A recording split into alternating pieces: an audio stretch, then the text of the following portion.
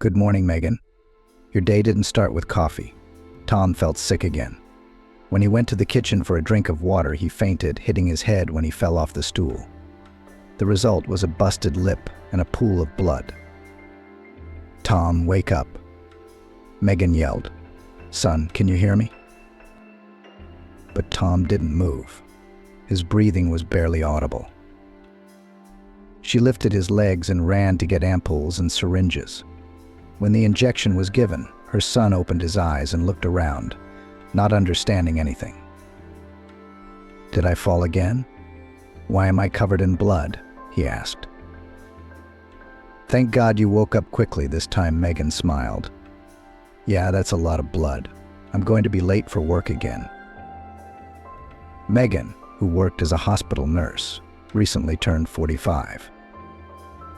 Grandma's at it again, her friends said, and wished her to find a good man. Not necessarily rich, at least a man who doesn't drink too much and understands. Megan answered them. It's easier to find a needle in a haystack.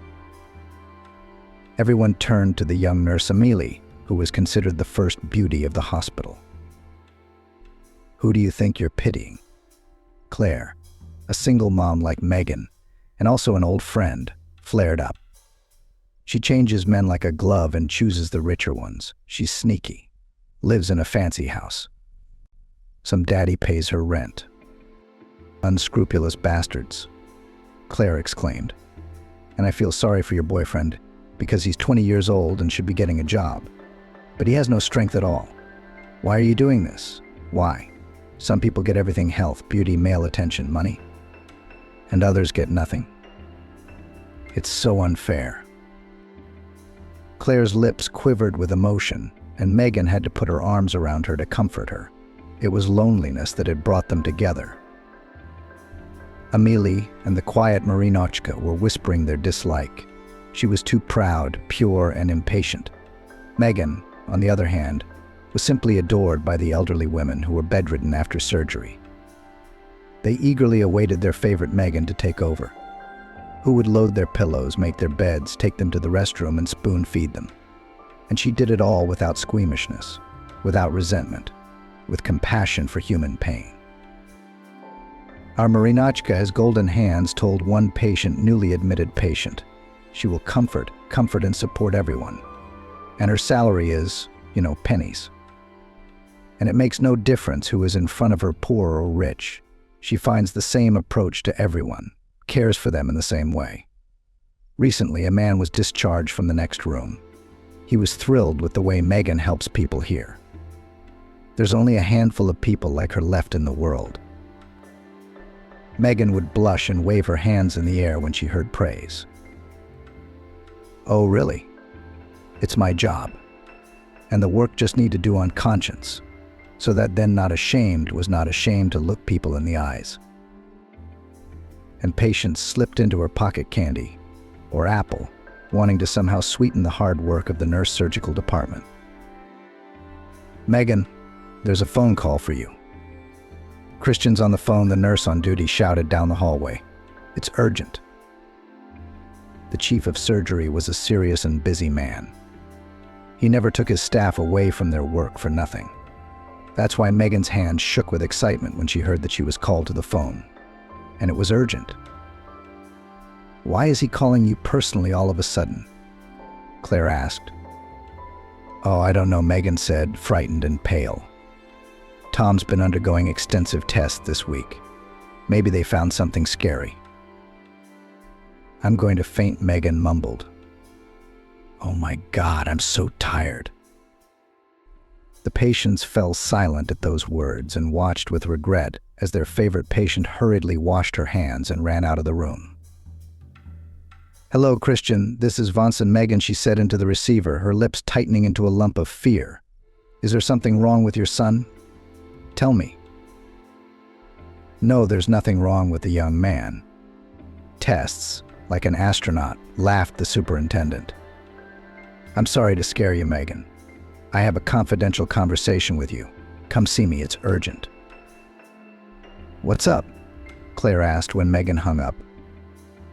Tom's fine. He's calling me, Megan said. I'll run out. and you take care of the new girl. She's still under anesthesia." Megan ran to the other wing of the ward, taking off her medical gloves as she went. As she walked in, she saw that the usually stern head of the department, from whom no kind word could be heard, was smiling ear to ear. "Tell me how you got to this life," he said. "And what happened?" "You said everything was fine." Megan sat back in her chair, clutching her heart. I'm kidding, Christian said. "It's just the first time I've ever seen such a rich nurse. I got a bonus, thank you very much. I need the money right now." Megan's face brightened. "No, it's not a bonus," the superintendent said, rubbing his hands together. The notary came by. "He asked you when was the last time you were on vacation. He said some rich patient died and mentioned you in his will. He said he liked the way you took care of him pro bono. So he decided to thank you. And we're talking about a lot of zeros. This isn't a joke, Megan." Megan was in shock. Her heart was pounding somewhere in her throat, and a cold sweat broke out on her forehead. "What is that, $1 million?" she whispered. "And who? Who left it?" "They didn't give me a last name. They asked me to tell you personally to come to the notary's office today and sign the papers. So you can go. But it's not every day that such wealth is handed out. And I don't advise you to talk about it in the group." "Okay," Megan said. "Then I'll go. Thanks, Christian." "What's in it for me?" The superintendent grumbled. "It's not like I'm going to be jealous." Megan dashed into the back room to get her purse. She couldn't believe her luck. Had she finally gotten lucky? Would she be able to make a decent living? With an hour to go before the office closed, she had to hurry. The notaries were already waiting for her and smiled cordially when they saw her. "Good evening, Vance and Megan. I recognized you right away. I saw your picture on the honor board," said one of them. "Come on in. I'll explain everything to you." "Hello," said Megan, out of breath. "To be honest, I didn't understand anything. Maybe I've been mistaken for someone else?" No, the notary shook his head. "It was you who took care of the late John Rockefeller. He left you $10 million for the fact that sincerely and without realizing his financial situation. You cared for him and worried about his well-being. It struck him in the heart. According to him, you are the person who did not expect any reward for his help. So sign here, and the money will be transferred to your details tomorrow afternoon. Congratulations, in my practice. This is the first case when a man becomes a millionaire simply for being good." "I don't remember any Rockefeller." Megan was surprised. "Although, to be honest, we have so many patients coming through our department. You can't always remember their names, you can only tell by their faces." "There's a picture." "This man, unfortunately, does not exist," answered the notary. "But dear Once and Megan, congratulations again on your new life. Now I guess you will leave such a hard job." No way," she said. "I can't let my coworkers down like this. We have a few new patients and we need to find staff to take my place and train them." The notary smiled and started calling someone. And Megan, overjoyed with happiness, flew home, thinking how to softly tell Tom that from today they were rich. She ran into the candy store she could never afford anything at, and always walked past thinking it wasn't fair to not have extra money for even a brownie. But that was before. Tomorrow she'd be a millionaire, and today she'd spend everything in her purse on a huge air cake with cream roses. "Tom, are you asleep?" exclaimed a happy Megan, holding a large cardboard box. "Come and meet your mom." Tom walked out of the room, barely able to move his legs. He was clearly in a bad mood, but when he saw the cake wrapped in a beautiful case from a fancy, expensive confectionery, he opened his mouth in surprise and even cheered up. "What is it? The one we dreamed of?" he asked. "And with what money? Did you steal it and run away?" "Don't worry. There's money," Megan replied. "I'll tell you all about it. If you're feeling well, take the box and take it to the kitchen, and put the kettle on." Tom jumped up and grabbed the lovely box. Megan realized he was feeling noticeably better. Her heart was filling with joy. Her soul sang. Could it be that the black streak was over and fate had turned to face them as they savored the glorious dessert? Mother decided to tell what had happened. Tom listened with bated breath. "Mom, is this for real?" he asked. "And we can even go to the sea? I've never seen it." Tom said dreamily, "We can even stay there longer in the south, in the best hotel by the sea, or even rent a cottage." Megan smiled. "Now open your laptop and see us a bigger and more comfortable apartment." She glowed with happiness. And she no longer cared that the neighbors were noisy at night again, the dog barking from upstairs and the pipes humming. Soon she and her son would be out of here anyway, and forget about this housing nightmare forever. An hour later, Megan was already negotiating a lease with the landlord of a luxurious 2-bedroom apartment. The house was not far from the center of New York. There was a park and a pond nearby, so in the evenings it would be possible to walk and rest the soul. When Tom, being in a good mood, went for a walk, she decided to collect their few things. The old, worn-out clothes Megan simply threw away. She packed her suitcases. She didn't bring any old pots, spoons, or mugs because the new apartment had everything she needed. It was time to dismantle her son's room. It was already more difficult. Tom collected everything from the shelves, but completely forgot about the drawers. "Oh, son, what kind of kid are you?" Megan said aloud, something she couldn't say to Tom, who reacted painfully to any criticism. The drawers were crammed with all sorts of nonsense.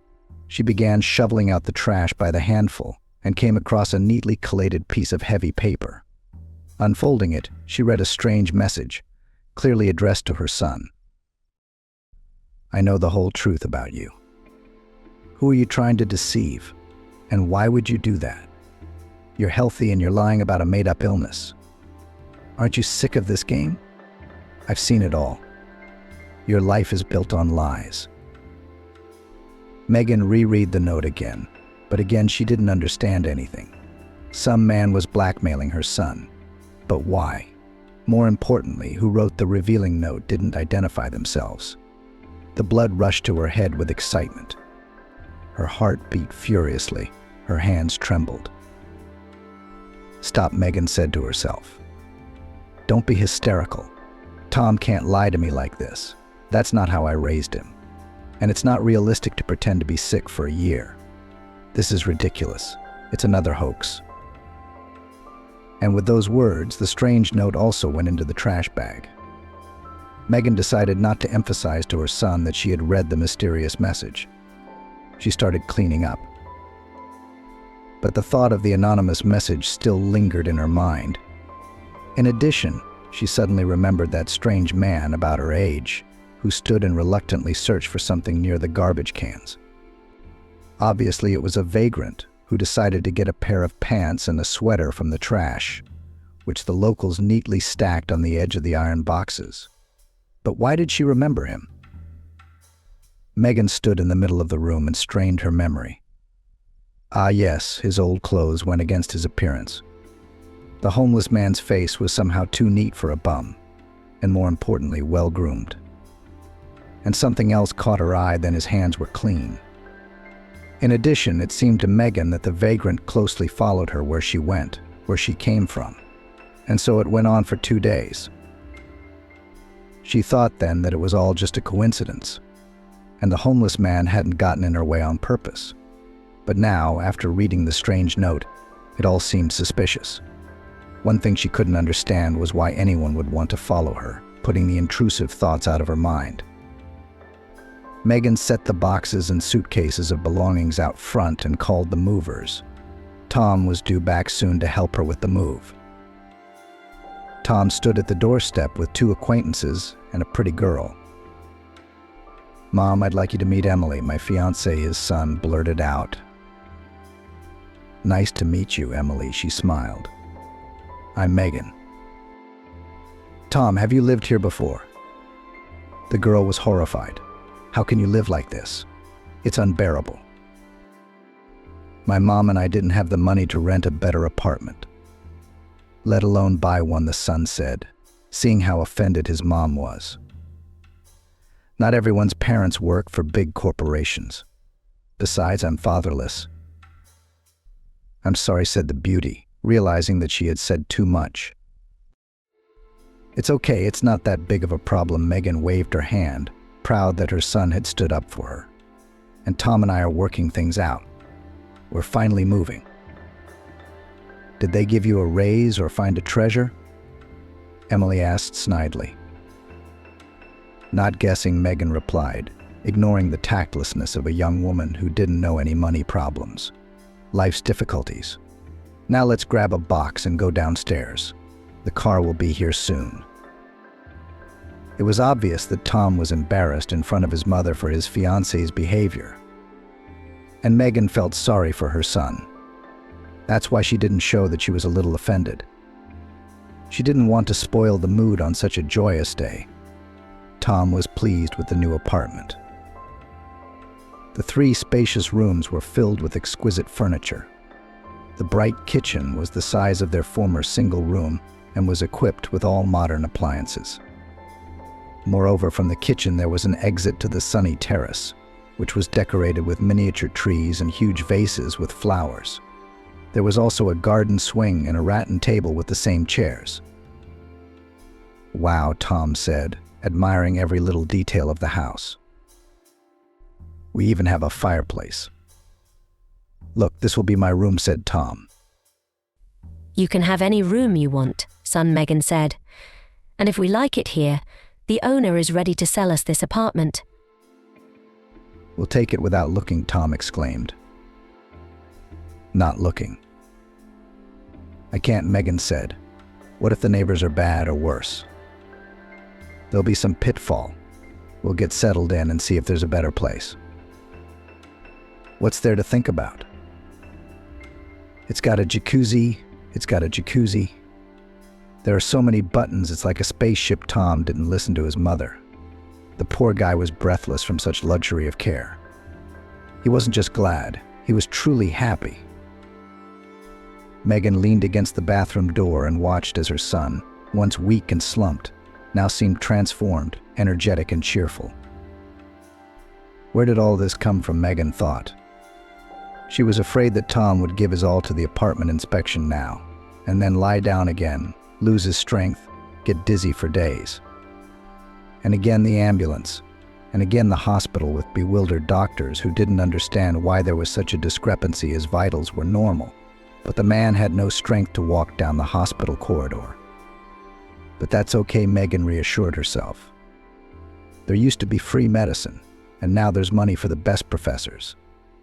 I'll be sure to fix you up, son. While Tom splashed in the jacuzzi, she prepared a celebratory dinner: seafood salads, rolls, all the things her son loved so much but which they could rarely afford. A large vase of exotic fruits and exquisite desserts adorned the table. Wow, the son said as he entered the kitchen. When did you have time? You must be tired. Let me run you a bath and turn on the bubbles. I'll do it later at night, Megan said with a wave of her hand. You must be hungry after all that swimming, huh? I was afraid you'd get sick. I even checked under the door a couple times. It's just a habit. I'm sorry, I'm the one who's responsible. You already do everything for me. You fool. Let's eat, Tom said and hugged his mom. Everything looks so good. Megan did not bother to specify what kind of wine Feld's son ordered, so it's all gone. And to rake up the past is to take another step backwards. And what could a sick child do to his mother? Unless he thought he was a burden. But he wasn't. Tom was everything to her. And he finally realized it. Growing up boy, Megan thought as she watched Tom devour the rolls with gusto. I love you so much, son. The damned note and the suspicious hobo still kept the two of them on their toes. Megan was glad they'd moved out of Seattle. Men no longer haunted her. But a grain of doubt about her son's health still lingered in her soul, especially since Tom had recovered too quickly and had even put on weight. "Tomorrow we're going to see the professor," Megan said peacefully. "They say he's the best in his field. Have him take a look at you. I've got all the tests in hand." "Okay," the son sighed.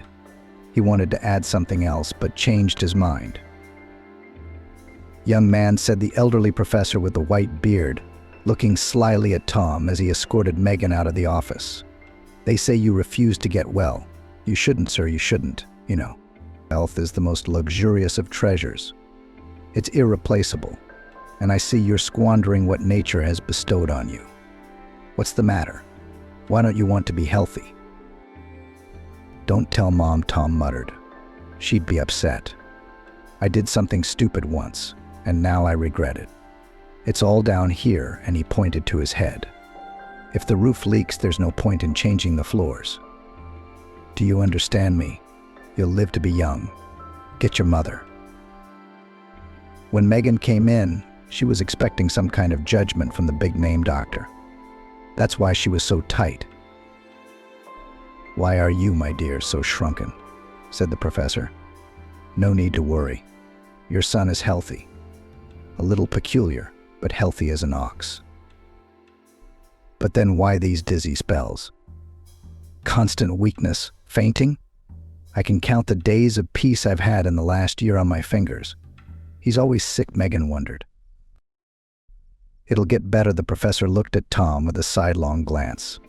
"You'll see." Megan flew like on wings. Her son was no longer in danger. The disease had receded. She was sure it was due to the improved financial situation. Her son sat silently in the cab and only glanced at her occasionally. Adela was glowing with happiness. The week passed imperceptibly. The vacation that Nayli had taken to move into the new house and settle in was over. She went back to work. "How was the move?" Matthew asked, giving her a sly look. "Is it good?" "Oh, it's just lovely." Nayli smiled. After a moment of silence, she added, "I love the hot tub." She didn't want rumors to spread about her accidental wealth. After all, where there's luck, there's envy. And she didn't want to spoil relations with her coworkers. So she decided to tell about the inheritance later, when she was ready. Christian didn't tell the staff about the money. And that was strange. Nayli had never been friendly with the superintendent. He was a man close to the highest circles of society, and she was just an orderly. After work, Nayli decided to take a walk to the clothing store. She wanted to buy something decent and expensive for her son, something she wouldn't have looked at before, so as not to poison her soul. Suddenly, she thought she saw the reflection of that vagrant in the store window. Nayli turned around. There was no one there. Just a thought she thought aloud. "Adela, did you say something?" The shopkeeper asked, looking down condescendingly at the plainly dressed woman. "I wasn't talking to you," Nayli corrected herself. "Show me that man's accordion and a shirt to match." "It's very expensive," the consultant said arrogantly. "Go to the store across the street, where the prices are more realistic for you." "But I came here and I'm asking you to show me things. What's so strange?" Nayli wondered. "I'm a human being just like you.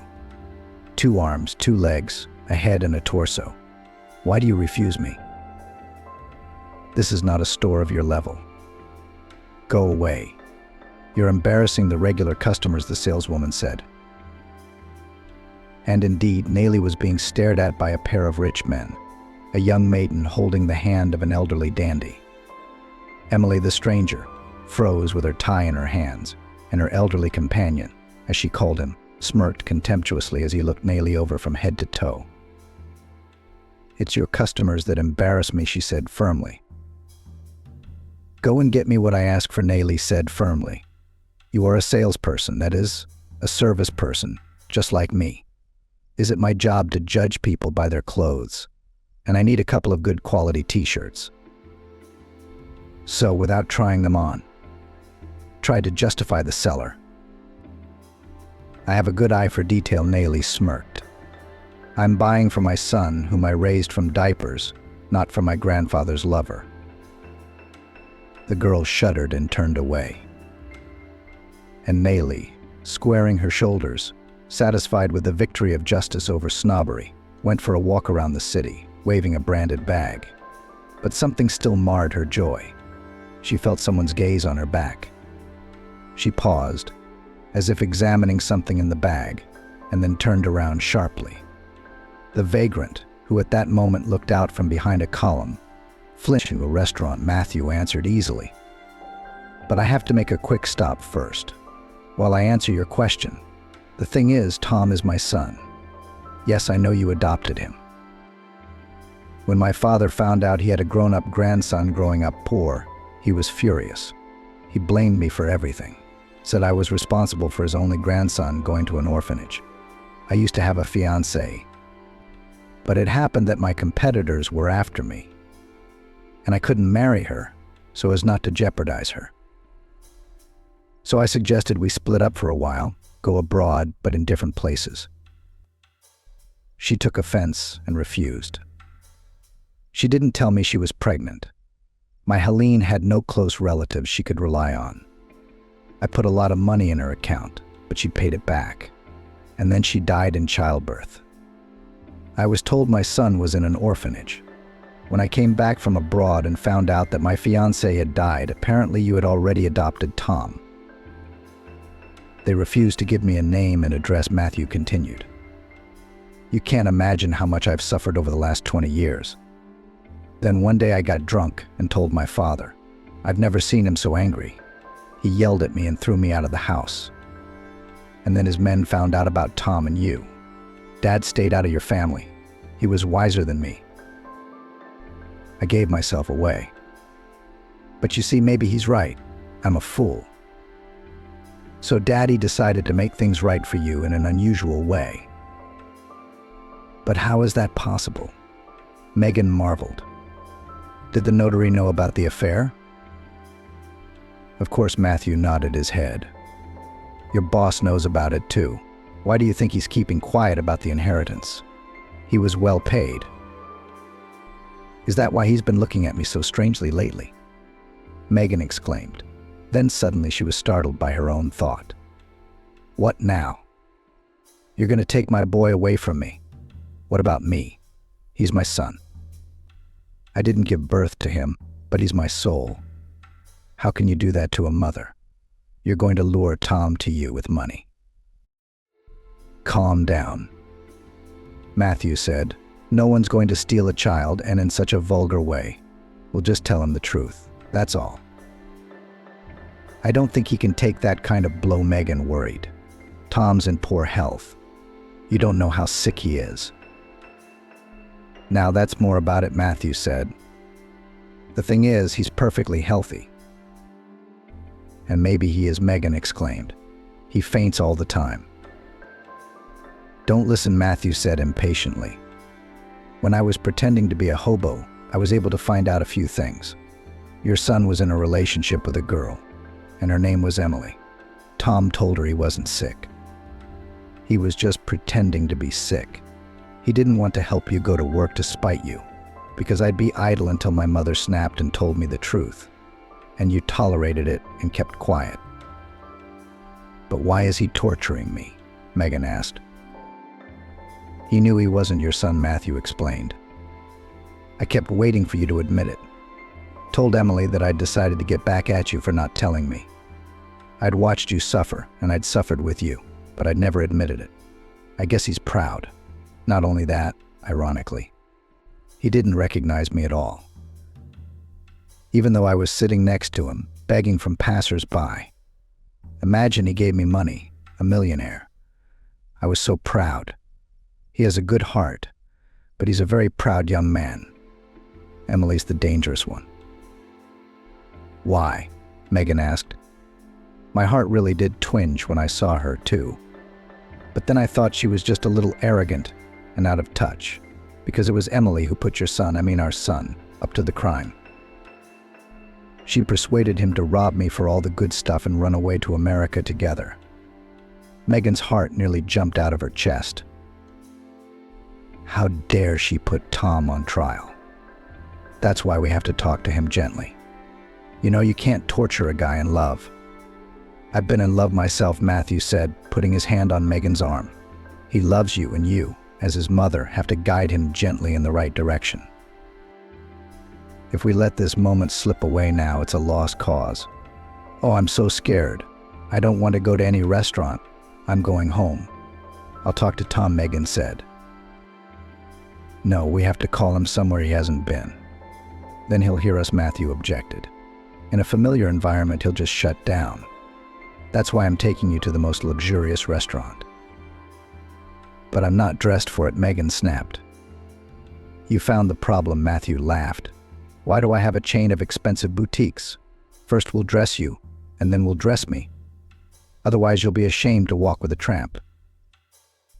When Matthew and Megan arrived at the high-end clothing boutique, her eyes widened at the splendor. The salespeople and consultants immediately recognized the owner, who walked in with her on his arm. Like swallows, they fluttered around the modestly dressed woman and immediately picked out a splendid outfit and shoes for her. What's more, the salesman escorted Megan to a beauty parlor in the same building. It was also a gift from Matthew. It was about an hour before she made her way back to the boutique, where the former tramp was snoozing on a couch. When she walked into the lounge, Matthew didn't recognize her at first. So transformed was she. Tastefully dressed, with a new hairstyle and light makeup, Megan looked young, attractive, and elegant. Her sparkling eyes made her even more beautiful.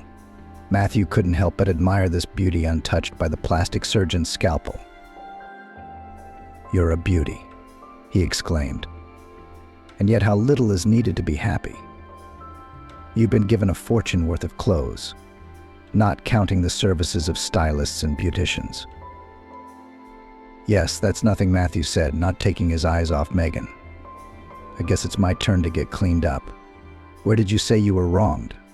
Are you going to pick out my suit?" He winked. This was a challenge for her. Megan didn't want to go back to that boutique and talk to the arrogant saleswoman again. But sensing his encouragement, she agreed. When the consultant, the same one who had treated Megan rudely, saw the owner, she recognized him immediately. She smiled as if she had seen her idol or a rock star. But the smile faded from her sly face when she noticed Megan, who had miraculously transformed from a recent lurker into a gorgeous lady. "We're glad to see you in our boutique," the saleswoman blushed. "What do you want to buy? You can fully count on my help." "What a good girl," Matthew said sternly. "But why weren't you so nice to my companion just an hour ago? You judged her by her appearance, but here I am in cheap jeans and cheap sneakers.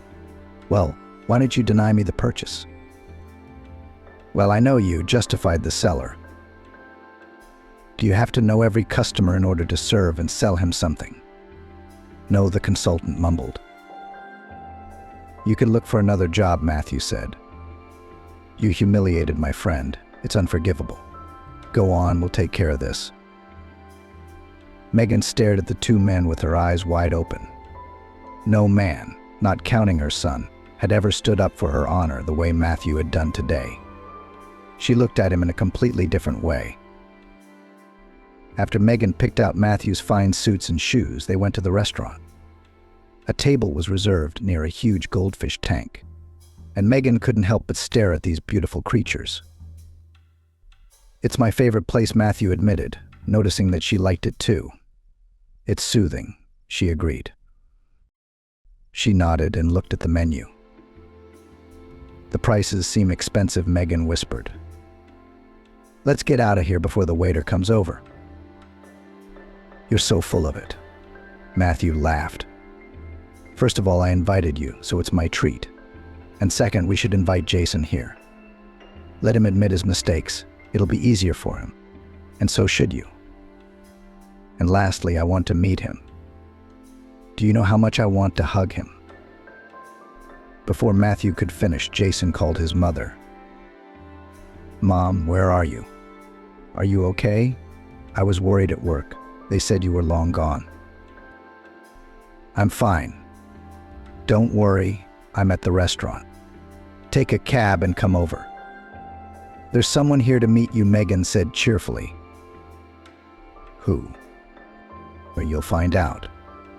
But it's a very nice person." She looked at Matthew, who froze at those words. Megan realized how important this meeting was to him. Perhaps he had been mentally preparing for this for a long time. In half an hour, Matthew would be able to talk to his son, the child who had been born to the woman he loved. Having decided on the menu, they ordered for Jason and himself. The food was still warm when their son entered the room with a quick step. When he saw Jason, Matthew's face changed, softening, and his eyes shone with joy. Jason didn't recognize him as his father, and it was for the best. Otherwise, he would have had to explain himself to him as well. "Hello, I'm Jason, and you are?" He held out his hand to Matthew, who grabbed it with both hands and shook it. "Hi," Matthew stammered, looking at Megan fearfully. "Matthew Wilson." "Nice to meet you," the son said, embarrassed at such a warm welcome. Megan decided to take matters into her own hands. "Meet Matthew Wilson. So we're just now getting to know each other." "What are you doing?" Jason smiled. "And you get to meet him again." "This is your father," she blurted out. Jason was shocked. He stared blankly at his mother and at the man who had been called his father. "How? Are you Matthew Wilson?" Jason asked quietly. "Yes, if you can. Call me Dad," Matthew answered. "I can't yet," Jason admitted. His hands were shaking badly. "Then tell us what's bothering you, son," Megan asked. "Don't worry, we already know something." "Mom." "I'm sorry," he confessed, tears welling up in his eyes. "I've been lying to you all this time. I'm not sick. I thought you didn't love me and everything." "So you knew?" "Yeah, your dad told me," Megan admitted. "So you wrote that note?" Jason wondered. "I did," Matthew answered. "Don't ask me how I found out. You wouldn't believe me. I want to apologize for not being able to find you right away. I'm sorry, son." Matthew told what he'd told Megan earlier. Jason hugged his father and said with a tremor in his voice, "I'm sorry too. When I found out that my father was a businessman who didn't want to know me, I thought I'd get back at you. I wanted to rob you, and even asked for help from some people that Emily, my girlfriend, introduced me to. But then my mom got the inheritance, and she was relieved. I started to doubt my plan. Did you know that this supposed inheritance was left to you by my father, and he's still alive?" Matthew smiled. "How?" "My grandfather is alive," Jason exclaimed so loudly that the restaurant patrons turned around. "He's alive, smoker." "Not only that, but he disinherited me in your favor," Matthew laughed. "He was mad at me for leaving your mother and you. And he wouldn't even listen to me, and he doesn't know what it was really like. So when he's really dead, all the money and assets of the company will go to you." "What about you?" Jason wondered. "I've got my own business to feed myself. I don't need another. But I helped my father before he was disgraced. So I'll teach you how to run your business properly." He patted his father on the shoulder. "Why didn't grandfather come to us at once?" The boy had a lot of questions. "I didn't want to shock you. He decided to do everything gradually. And he didn't want his competitors and detractors to know in advance who his grandson was," Matthew said cheerfully. "However, the information leaked through his company. The competitors launched moles into it, which dug up everything as early as 6 months ago. Things that your grandfather's people and he himself had kept carefully hidden. They decided to do things differently to get you out of the game, And they sent Emily. I mean, you met her 6 months ago, didn't you? Yes, Jason said, dumbfounded. What does that have to do with my Emily? Because this girl isn't yours, Matthew answered. She's engaged to the son of one of your grandfather's competitors. And she's using you to help her father get a juicy piece of the company's pie. Why don't you just smear me in front of him? Now it's your turn to tell. But you mustn't give in to her provocation. It's time to tell her what she offered you and you accepted. Jason was in a stupor. He didn't want to believe that his beautiful Emily was a traitor and a con artist, but the facts proved it. Emily and I were the ones who wanted to rob you, Jason admitted. I'm sorry, and I'm sorry for you too. Well, that's a relief, Megan rejoiced. Thank God you didn't carry out your plan. How did you know about it? Jason asked his father. You're naive. Matthew grinned. I have eyes and ears. It's expensive, of course, but it's worth it. Like getting your own son out of trouble. So, at the time of the so-called robbery, you were supposed to be waiting for the police, who had been anonymously informed about the attack. Emily quietly got out of the game, and you would have been taken quietly. The prisoner would not have had time to die, and you would go to jail for years. Grandfather would have given up because he's old and weak. Plus, his will would have been stolen and a new one made in Emily's name. Maybe you and I wouldn't have lived to see your trial, who knows? But now the detectives I hired, who incidentally found you and your mom, are working on the problem. Soon the conspirators will be captured and brought to justice. Well, as for Emily, I withheld her name to spare your feelings. I think you know what to do, don't you? Thank you, Jason said with a frown. I never thought I'd be in this mess. Well, that settles it. Let's eat, Megan said. The food looks so appetizing.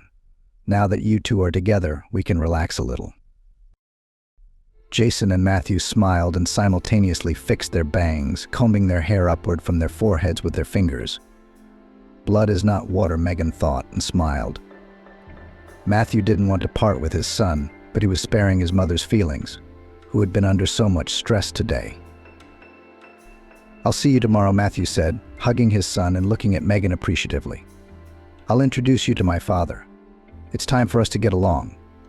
It's not every day I get to meet my own son and he gets to meet my grandson. You'll see, you'll love it. I'll look forward to it, Jason said cheerfully. I want to see him for myself. I never had a grandfather. My mom's dad died before I was born. Megan cringed at the word mom. I don't know who Jason was referring to, but his son sensed her worry and said, taking her hand, You are my mom once and for all. I love you very much. Matthew looked at a crying Megan and only said, Well done, son. That's the way it's supposed to be. A couple hours later, Megan and Jason were home, but no sooner had they closed the door and taken off their outerwear than the bell rang. I guess Dad forgot something, Jason suggested, and ran to open the door. But when he saw the unexpected guest, he froze. Stephanie was standing on the doorstep. She was smiling cheerfully, unaware that her intentions had long since been discovered. Jason, why aren't you calling? You're not answering your cell phone? I thought something was wrong. Besides, you and I had plans tomorrow, Stephanie said, making a sly face. She wanted to take off her shoes and go into the room, but Jason stopped her with a gesture. Wait, don't take your clothes off. I want to tell you something. What is it? Stephanie asked, her eyes glittering angrily. I don't want to see you anymore, much less do business with you, Jason said. Jason blushed with excitement. We're not together anymore, and we never were. You're breaking up with me, aren't you? Emily exclaimed. What about that thing we were going to do? Can't you back out? It's already done. Your plans have failed, said Tom. Oh, I forgot. Say hello to your...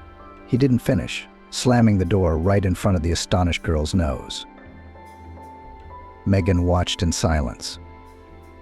It pained her to see her son, so young and so bitter, suffer the heartache of his fate. "Are you all right, son?" she asked quietly. "Is it always so painful to have love torn from your heart?" Tom's lips trembled, but he did not cry. "Always," Megan answered and hugged her son. "That's why love is for the strong. Are you?" "I'm sorry," Tom whispered. "I've never held a grudge against you and I never will," Megan said. "Come on, let's go have some cake. Did you just get rid of the evil in your life? That's something to celebrate." The next day was a day off, so Tom and Megan decided to party the night away. In their minds, that meant sleeping in, then having breakfast and watching TV. But these plans were not to be realized, as the apartment was ringing with 3 demanding calls. Megan, as she was in her robe and curlers, went to open the door. "I think it's Claire, who's been wanting to see where her friend has already moved," as she thought. But it wasn't Claire. Matthew was standing on the doorstep, clean-shaven, wearing expensive perfume, and holding a gorgeous bouquet in his hand. Oh, Megan clutched her head, laughingly tearing off her curlers, which, as it turned out, didn't want to come loose, and she was embarrassed. "Matthew, I'm like this." "Oh, it's okay. I didn't realize it was Saturday and people could be on vacation. I'm always up early, and I'm very annoying to my housekeeper." "No need to apologize. Get dressed. Let's go somewhere to visit." "We're going to Grandpa's." In the hallway stood a sleepy Tom in shorts and a t-shirt. "I'll be right back," he rushed to the bathroom, and Megan rushed into her bedroom, slamming the closet doors and wondering aloud what she should wear. Matthew was fascinated by this kind of family gathering. "I guess that's what a family is when it's this simple and heartfelt," he thought as he sat back in his chair. "I'd like a family like that." There was a sense of calm and comfort here. 10 minutes later, everyone was ready to leave. Matthew was driving Megan and his son out of town. It was there that the Wonson family's ancestral estate was located. When Megan saw the majestic mansion, more like a castle than an ordinary house, she was so amazed that she couldn't say a word, especially when she saw the garden, richly decorated with blooming roses and fruit trees. Passing by an artificial pond with a small waterfall, they admired the red fish, which poked their heads out of the water, waiting for food. "Wow," Tom marveled. "How do you keep this place in order? It wouldn't take a week." Matthew laughed at his son's naive question and led him through the great hall to his father's study. Several maids walked past them, looking at the former master and his guests with curiosity. Megan, on the other hand, was amazed at the scale of the manor. She felt like she was in a movie, shook her head to dispel the strange thoughts, and followed Matthew into a room with old tapestries and antique mahogany furniture. At a large table sat an elderly man with abundant gray hair and a sharp little beard. It was Stephen, the head of a powerful corporation and the owner of this castle estate. Seeing them, he stood up. "Son, have you come?" Stephen hugged Matthew, and the latter was touched and said, "Daddy, I'm back. I brought your grandson and his mom with me." Grandpa walked over to Tom and began to look at his facial features. "How much you look like your grandmother." "Grandson, thank God you're back in the family." "Hello," Tom said quietly. He wanted to say something else, but the words stuck in his throat. His grandfather hugged him tightly and didn't want to let him go for a long time. Then Stephen finally noticed Megan standing modestly at the entrance to the study. "Daughter, may I call you that? I'm grateful to you for being a worthy mother to our heir."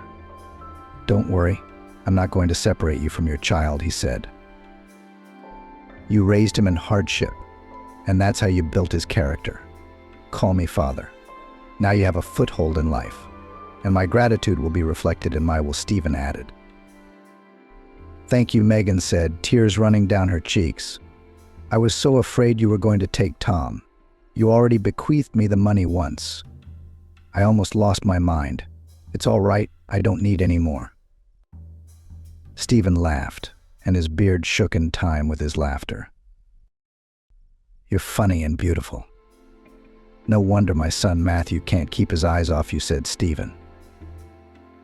"Really?" Matthew blushed. Tom looked at his mother in surprise. She looked like a tomato, too. She didn't know where to look. Is he really telling the truth, Tom thought. A month later, his son's suspicions were confirmed. Matthew and Megan confessed to him and his grandfather, with whom they were now inseparable, that they wanted to live together. "It's beautiful," rubbed his hands together, and the conspirators were winking at his grandson. "That's what Tom and I wanted. You've literally guessed our thoughts. So where should we have the wedding?" "What wedding, Stephen? Grandpa's sick," Tom shouted as she walked into the hallway. "I've already called an ambulance and called my father. He's on his way." Megan rushed upstairs to Stephen's room. He was lying on the bed, pale, breathing heavily. Megan realized something was wrong with his heart. First aid kit. She found the right medicine and gave it to him. His breathing evened out. He regained consciousness. "Thank you, sweetie, don't talk. It's going to be okay," Megan reassured him, even though she knew otherwise. Matthew burst into the room, sat down beside his father, and took his cold hands. Tom stood next to him, with Megan sitting at his feet. "I'm happy to die with my family. It's every old man's dream. Believe me," Stephen said faintly. "No, you're not going to die," Tom shouted. "I just found you. How could you? Grandfather, please hold on." And he cried. "Take care of your mother and father, and make sure they get married. And you promised me Grandpa was still joking when he was on his deathbed." "Daddy, don't go," Megan cried, huddled at Stephen's feet. He smiled one last time and froze. An ambulance arrived to record Stephen's death, and the house fell into mourning. Tom seemed to grieve the most. But for a short time, he still managed to get attached to his grandfather, who had managed to tell a lot about the intricacies and pitfalls of his business. Tom absorbed the wisdom of the elderly businessman like a sponge. Matthew had to comfort his son. He'd lived an interesting life. "The most important thing is that Grandpa got to see you and make peace with me," he said. Matthew hugged Megan and Tom. "Now we are one family. Tomorrow at the funeral will come colleagues, investors of my father. I'll introduce you. So stay strong. People need to see that the Wonson clan is a powerhouse. Otherwise they'll smell weakness and swoop in like vultures." There were a lot of people at the funeral. All eyes were on the heir and his mother. Tom and Megan held themselves with dignity, which caused admiration of Matthew's subordinates. Suddenly, a woman in her 40s wearing a short black dress with open shoulders entered the hall, drumming her high heels. She headed straight for Matthew. "Matthew, darling, how sad," she exclaimed languidly and playfully. "I'm so sorry. Papa was very dear to me." "Nayli, how did you know about the funeral? You live in the States.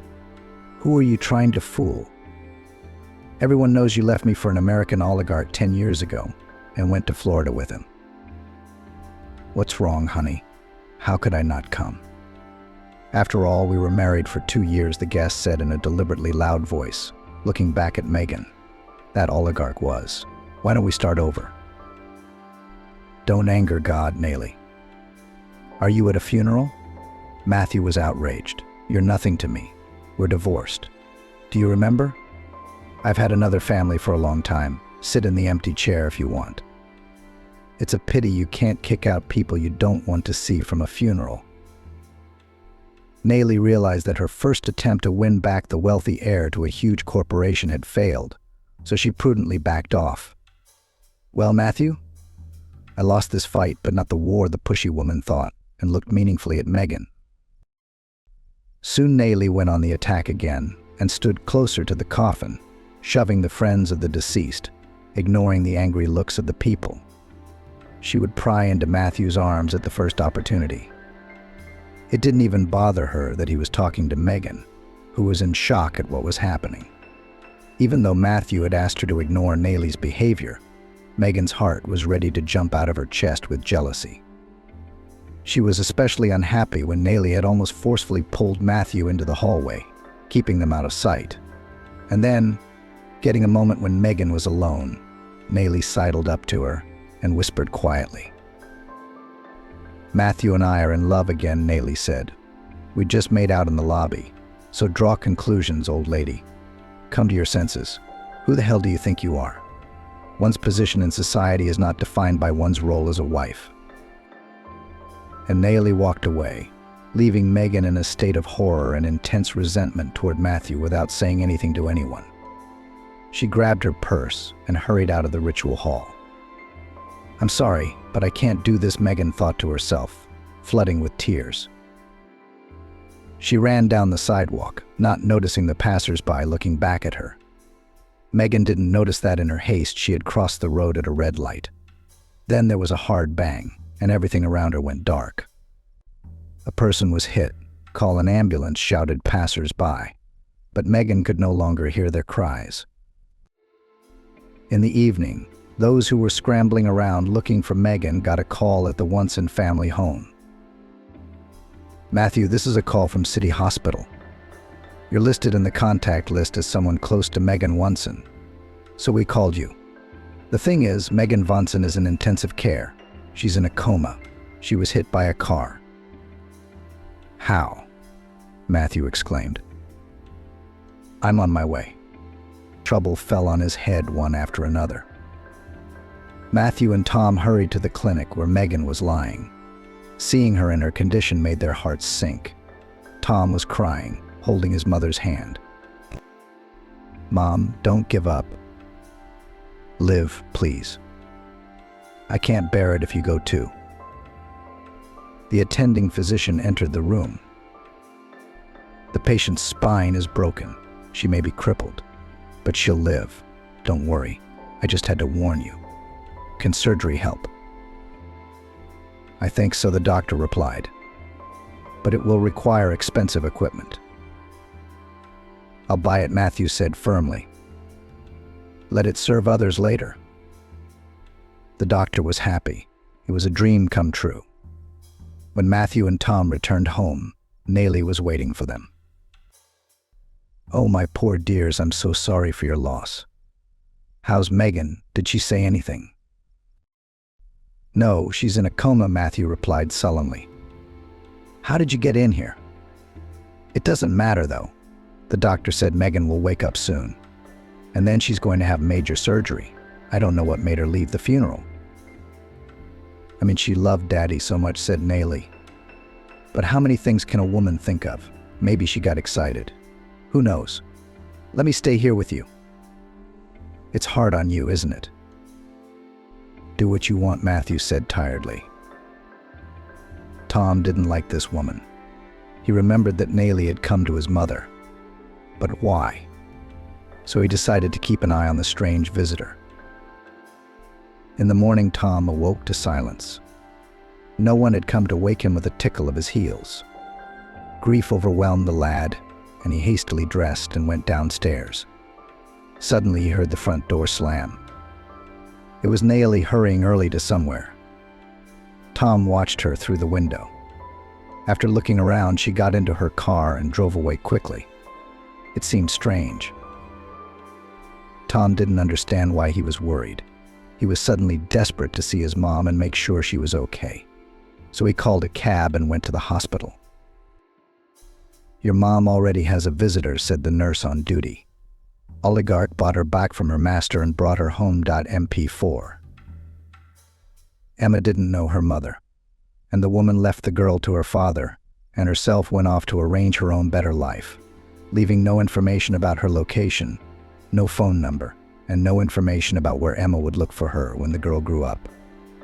Perhaps she just didn't want a family, wasn't ready, didn't want to take on the responsibility. wasn't confident in the reliability and solvency of her husband, or just couldn't get into the feelings and emotional attachment to her own child. Whatever it was, the girl never learned anything about the one who gave her life. The father stubbornly refused to talk on the subject. Photos and documents she could not find either. Emma didn't feel much love from her father, Mr. Ben Slow. The man was always busy with work, found hundreds of excuses not to spend a lot of time with the child, and constantly shifted all the obligations to raise the girl to the nannies and numerous women he so often brought to his home. For a long time, Emma did not realize what exactly her father was doing. And then one day, her quest to discover the darker side of the man led to terrible consequences she hadn't even realized. It would have been better if she had not known what the man did and how much money they used to live such a carefree and even idle life. Emma grew up in a well-to-do, albeit incomplete, family. Her father catered to her every whim, buying her literally anything she wanted. It was his way of paying off the girl's demand for attention and care. He simply gave her very impressive sums of money, so that she did not need anything and did not demand from him to give back. At first, Emma took offense at this attitude on the part of the man. She threw scandals and hysterics, but soon she got used to it. She began to cover her need for attention and care with casual connections and numerous acquaintances which she made in clubs, bars, and at various events. Such behavior seemed unacceptable to Mr. Ben Slow, but he did not interfere, giving the girl the opportunity to fully enjoy her youth. But soon he began to notice that the girl's behavior was crossing all boundaries, and it was time to set limits to prevent the girl from ruining herself and her life. But had Mr. Ben Slow known how it would end, probably would have left it alone. Wouldn't have tried to change Emma and set her straight, because in the end she became the person he despised most in his life. "Dad, give me the money." Once again, Emma approached the man, about to spend another night filled with entertainment and casual acquaintances. $1,000 is enough for me tonight. Michael promised to pay for me. But knowing today's guys, that's not exactly how it's going to work out. "Where are you going?" "You promised we'd study for our upcoming exams today. You're 17 now, it's time to get your head round it. Don't you think so?" The man looked at Emma with undisguised displeasure. The girl was vulgarly dressed, brightly colored. She smelt a pungent odor of perfume and something else, the faint smell of tobacco. The girl abruptly took a step back, creating some space between her and her father. It was obvious that the girl was embarrassed, but only for a moment. After regaining a calm expression on her face, she spoke seriously. "I smell like the perfume you gave me. It's a shame not to remember your own gifts, Dad."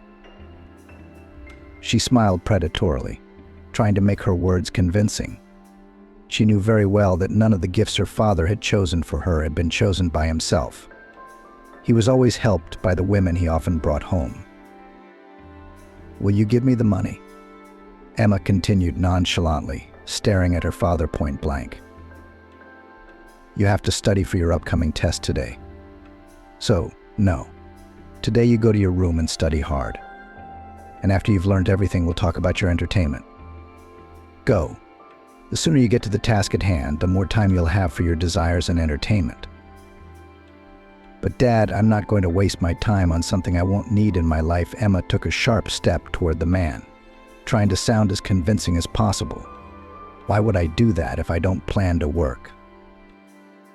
But the man didn't even move, watching his daughter's reaction carefully. "Michael asked me to spend the evening together. You know his parents are wealthy. He can provide for me, and I don't have to work. I'd rather spend my time charming him than learning obscure formulas and terms I'll never use." "What makes you think your Michael's going to provide for you? Just because he likes your body and your availability doesn't mean he's going to love you and build a family with you. It's more likely to be the opposite." Emma froze in indecision. She hadn't even considered the possibility that Michael might just be taking advantage of her, could just enjoy her company, but not make any serious plans for the future. The girl's face quickly turned pale, and that moment didn't go unnoticed. "Why did you turn so pale?" Have your eyes open to the truth. You should have thought about it a long time ago, even before some obscure relationship with this guy to build. The rich have their quirks. You know, he's no exception. The father continued to look at his daughter carefully. Just like you. The daughter asked sneeringly, and in her eyes flashed unkind lights. Well, you have your quirks too. You make a good living too. But none of the women you've brought into our house have stayed long. A couple of weeks, tops. And after that, not only did I never see them, you never even spoke to me about them again. Is that what you call rich people's quirks? What happened to them? I just played with them and gave them up. Tired of wasting time on the same thing? Where are they? Mr. Ben Slow asked coldly. It's none of your business, Emma snapped back. They have nothing to do with my life and certainly nothing to do with yours. And I haven't used any of them in all these years. They knew exactly what they were getting into, and they made their own decisions about their lives. And that conversation is closed, honey. I'm making my own decisions about how I want to live my life. What's wrong with that? Why can't I make decisions, can you? It's not fair. Nobody's talking about fair. You don't know what you're talking about. Stop this scandal before it turns into a month's house arrest. You can't do this to me. I'm almost an adult. I can do whatever I want. And if I said I'm going out, then I'm going out. Emma had already taken a few steps toward the exit when she heard her father's harsh, disgruntled voice. There was a steely note in it that clearly didn't bode well. If you walk out that door now, you may never come back to my house again. And I'm telling you quite seriously. Emma turned around slowly and faced her father's hard gaze, which penetrated to the very bones. Make your decision. But I won't let you change your mind. Emma flinched. It had been a long time since she'd seen the man so serious and hard. The last time she'd seen something like that had been when one of her father's other women had refused to go away with him. Images from 5 years ago began to flicker vividly in her mind, transporting the girl back to that day, after which she looked at her father from a different perspective. I don't want to, the strange woman shouted. I changed my mind about going there. Beautiful, slim, well-groomed. Ben Slow held her hand tightly, calmly guided her to the exit of his house. I don't want to. You have no right to do this to me. I don't want to go to him. Let me go, please. You agreed to this whole thing. You signed the papers. Now you have no right to change your mind. You're going to do what he tells you to do. And now you're going where I tell you to go. The man's voice was perfectly calm, as if nothing out of the ordinary had happened. But I changed my mind. You have no right to make me do something I don't want to do. It's illegal. I'll make a complaint against you. I'll file a report. Let me go. The woman continued to twitch, but Ben held her tight. Well, if you can get out, you can do what you want. You can file a report on me. You can hire the best lawyer. But I have the situation on my side. You signed the papers willingly. Did you know what you were getting into? I warned you this job would be tough. It would require not only physical, but mental commitment. And you said yes. So stop acting like you didn't know anything and you've just been blatantly lied to.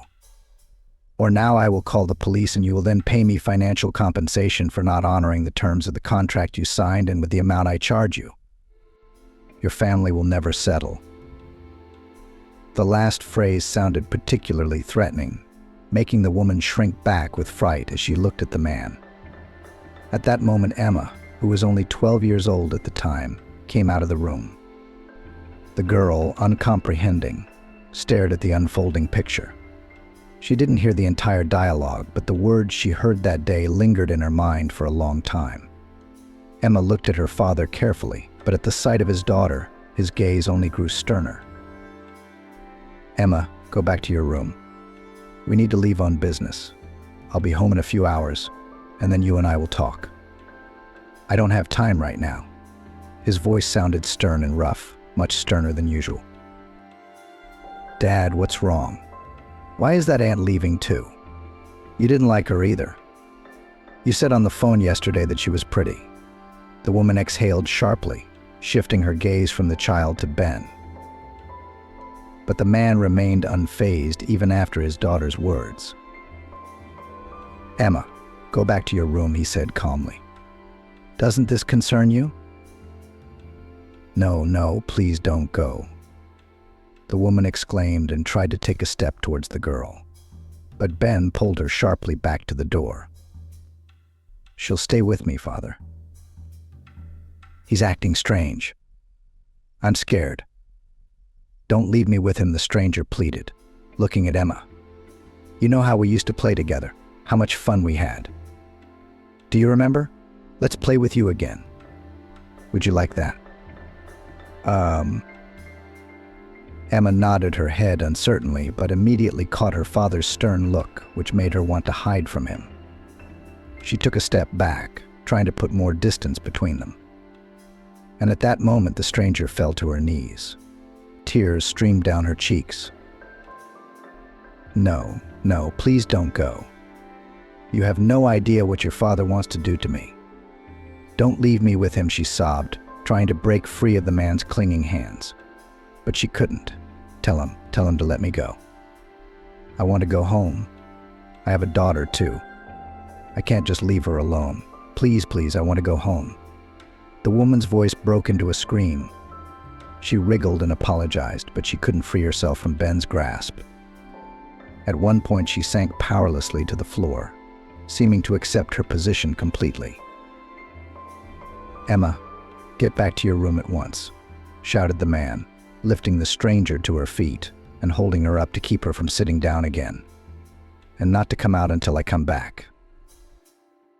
The girl rushed into the room, plugging her ears so she wouldn't hear the screams of the stranger and her father again. She lay down on the bed, having guessed the cause of the scandal, closed her eyes and tried not to think about anything. She tried to forget all that she had just seen, but alas, she could not do it. The horrible picture still occasionally popped into her head, and she couldn't do anything about her own memories. She had to put up with the memories, to live with the painful feelings, to analyze the situation again and again from different angles, and from time to time she still came to the same conclusion: her father was not what he tried to pretend to be. Are you going to do the same thing you did to that dark-haired woman? Emma asked. Would you force me out of the house too, if I came back here and I was never in your life again? Emma looked up and noticed that Mr. Ben Slow's gaze had become much more serious and heavy. He did not look at her, seeming to be completely absorbed in his own thoughts. But the girl was not satisfied with this arrangement. She took a step towards her father, forcing him to look at her, then asked, What did you do to her? What happened that day? I mean, you didn't even come in to talk to me, even though you promised to do so. Why was she screaming? Why was she crying? Why didn't she want to go out with you? Where did you take her that night? Why did I never see her again? I'll tell you again, my work is none of your business, replied Mr. Ben Slow. She knew what she was doing. She knew the consequences and the risks, and she agreed to the whole thing in order to make as much money as possible. I had nothing to do with her choice, nor did I force her to agree to my terms. It was her voluntary decision. Subject closed. What kind of job do you have that women are so resistant to spending time with you? What did you do to her? Where did you take her? Tell me. Emma's nerves were frayed. She wanted to know what was going on.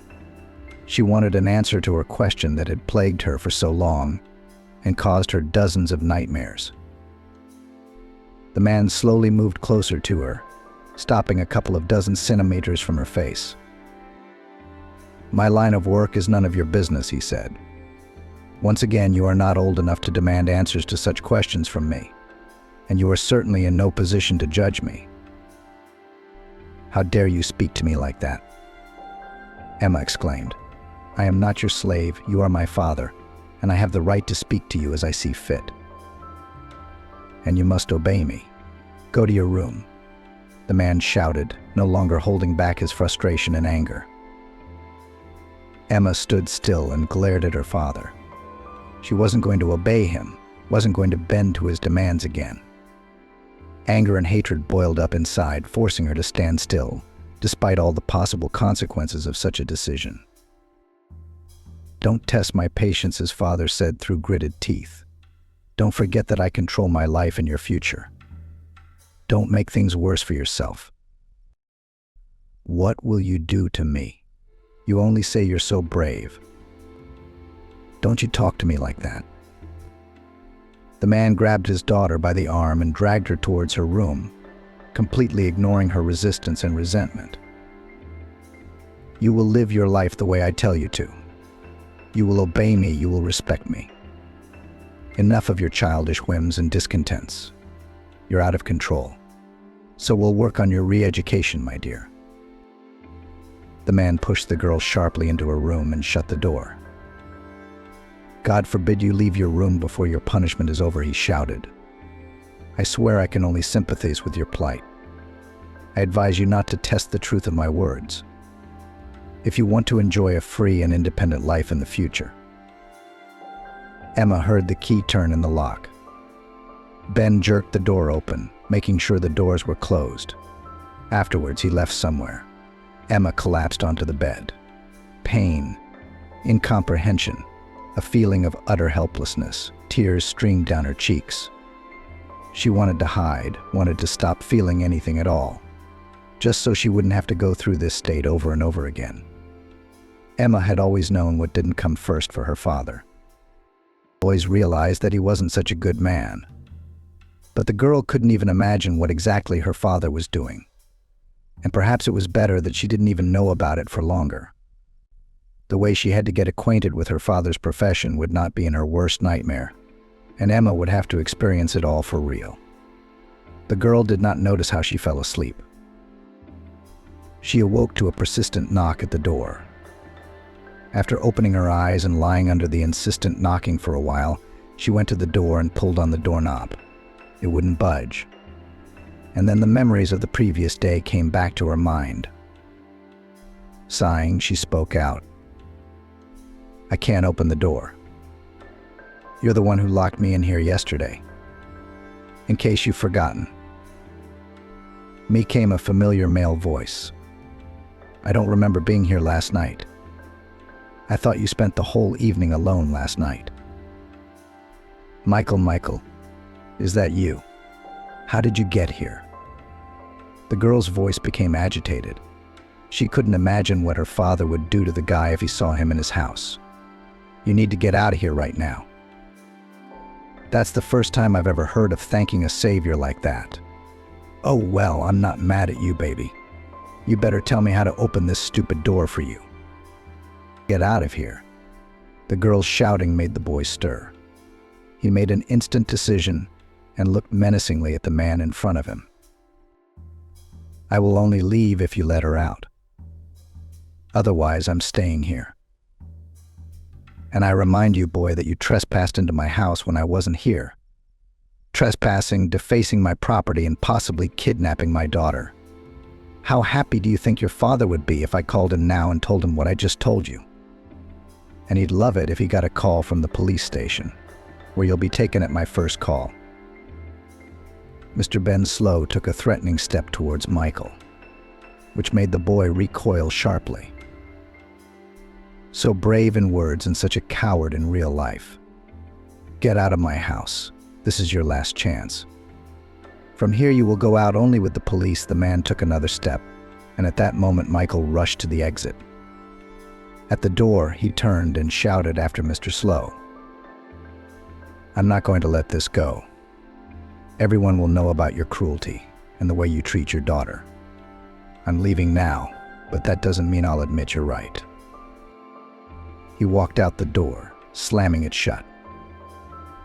Mr. Ben Slow exhaled irritably. This was the last thing he needed, some boy trying to ruin his life.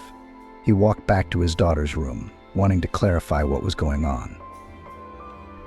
"Emma, can you hear me?" the man asked, turning the key in the door. There was silence in response, and there was a strange, uneasy feeling inside. "Emma, why aren't you saying anything?" If you're up to something, I'm warning you in advance you won't succeed. You better think before you do anything, especially if it's something I don't approve of." The man swung the door open sharply, and a completely empty room came into view. Emma wasn't in it. He stepped inside. Looking around, everything was in its place. The bed was made. There wasn't even a hint that the girl had been here all night and had been desperately urging her boyfriend to leave just a few minutes ago. The man took another close look around the room. The thought even crept into his mind that he might have locked her in some other adjoining room. But suddenly his eyes fell on the open window, and then everything became clear. He rushed towards it, but the girl was nowhere to be seen. Ben saw only a car driving away, and he had not the slightest doubt that his daughter Emma was in it. As soon as Emma heard the lull in the corridor, she began to frantically think of what to do. She paced from corner to corner until suddenly she was attracted by a sound coming from the window. She immediately ran over to it, peering intently into the brightly lit streets. Opening the sash, she listened, and suddenly shouts and words came to her. "Emma, come on, jump." The girl lowered her head and saw Jason, Michael's friend, below. He had always been prejudiced against her, and now the girl was surprised by his behavior, so she froze in place, looking at him carefully. "Why are you frozen? Come on, jump." Already more loudly, but still persistently, said the guy. "I don't have time to persuade you like a little child. Come on down. If I don't, Michael will kill me." He held his hands up, letting Emma know that he would help her down if she decided to do it. Suddenly, Emma heard the sound of the front door opening. She realized that time was running out in minutes, and therefore she could not delay any further. She pulled herself together and sat down on the windowsill with her legs over the other side. Her insides tightened with fear, and she felt dizzy. She wanted to go back to her room to think it over again and pull herself together.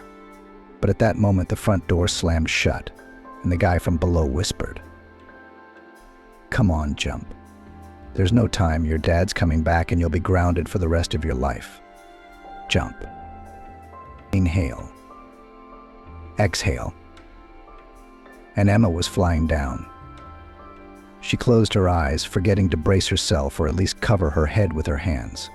She was already preparing for the impact, when suddenly she was picked up by strong male hands, which gently pulled her to her. "Open your eyes. It's all over." Well done. You did it after all," said a familiar voice. "I was sure you wouldn't do it," Jason said. "Good thing I didn't have time to argue with Michael." He smiled as he held her close to him. And in that moment it seemed to her that he wasn't the same man she'd known before. He was somehow different, gentle, careful, handsome. She had never looked at him so closely. After all, the mere presence of this guy in her life annoyed her. But now perhaps she would reconsider. But that would come later. And now the menacing voice of Michael, who had been watching the couple for the last few seconds, made them both come out of their strange stupor. "Will you be showing your affection later? We've got to go. Let's get out of here. If that crazy man, Mr. Ben Slow, realizes early on that Emma's run away from home, none of us will get out of here in one piece." Michael rushed to the car parked at the edge of the road. A few seconds later, Jason and Emma followed suit. The last thing the girl saw was her father's disgruntled face in the window of her room, watching him intently as the car drove away. Emma exhaled convulsively, trying to distract herself with something. Jason and Michael sat in complete silence, glancing at her occasionally. Then she was the first to speak. "Where are we going? And how did you know I was at home and that something was wrong with me? I didn't write to anyone last night. I didn't have a phone." "Michael thought something was wrong because you didn't come to the party," Jason said. "Then your friend said you hadn't been in touch since last night. He started to worry that you might have found more interesting company than him." Michael elbowed Jason in the side, causing him to bend over and laugh. "See, I told you he's jealous of you for no reason, and he's too embarrassed to talk about it. He's a wonderful guy, Jason continued, despite the displeased look on his friend's face. You know, I like you a lot better today than I did before, Jason said. I'd say I've seen a whole new side of you that I like a lot better. He winked at the girl, at which point he got another shove from his mate in the side. What are you doing? He turned to Michael indignantly. She's not your mate. I can say and do what I want. Get off. But she's not yours to talk to like that either. Control what you say. Michael gritted his teeth angrily, continuing to stare intently at the road. She's not your property either. Or maybe she will be. How do you know? She doesn't seem to mind that development. Babe. Jason adjusted the rearview mirror so he could see Emma perfectly. Don't embarrass the girl, Michael said, adjusting the mirror back to its original position. I adjusted it so I could see the road, not so you could stare at girls. If you try that again, I'll drop you off. Why are you getting so serious?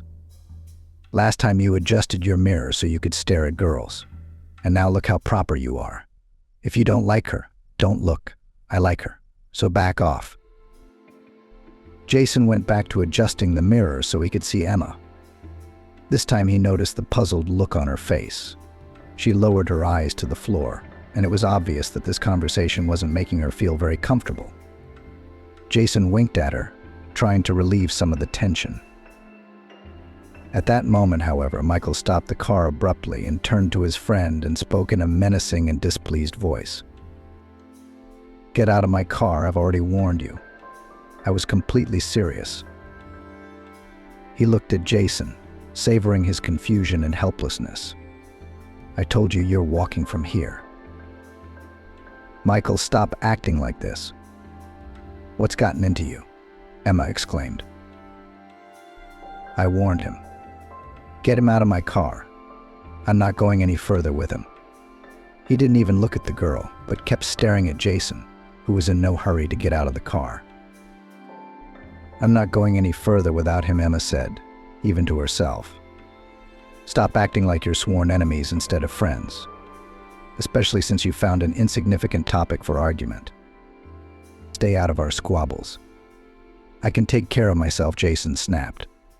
Don't interfere in other people's conversations unless you've been asked to. Remember that. It could turn out badly someday. Don't you tell her what to say or do.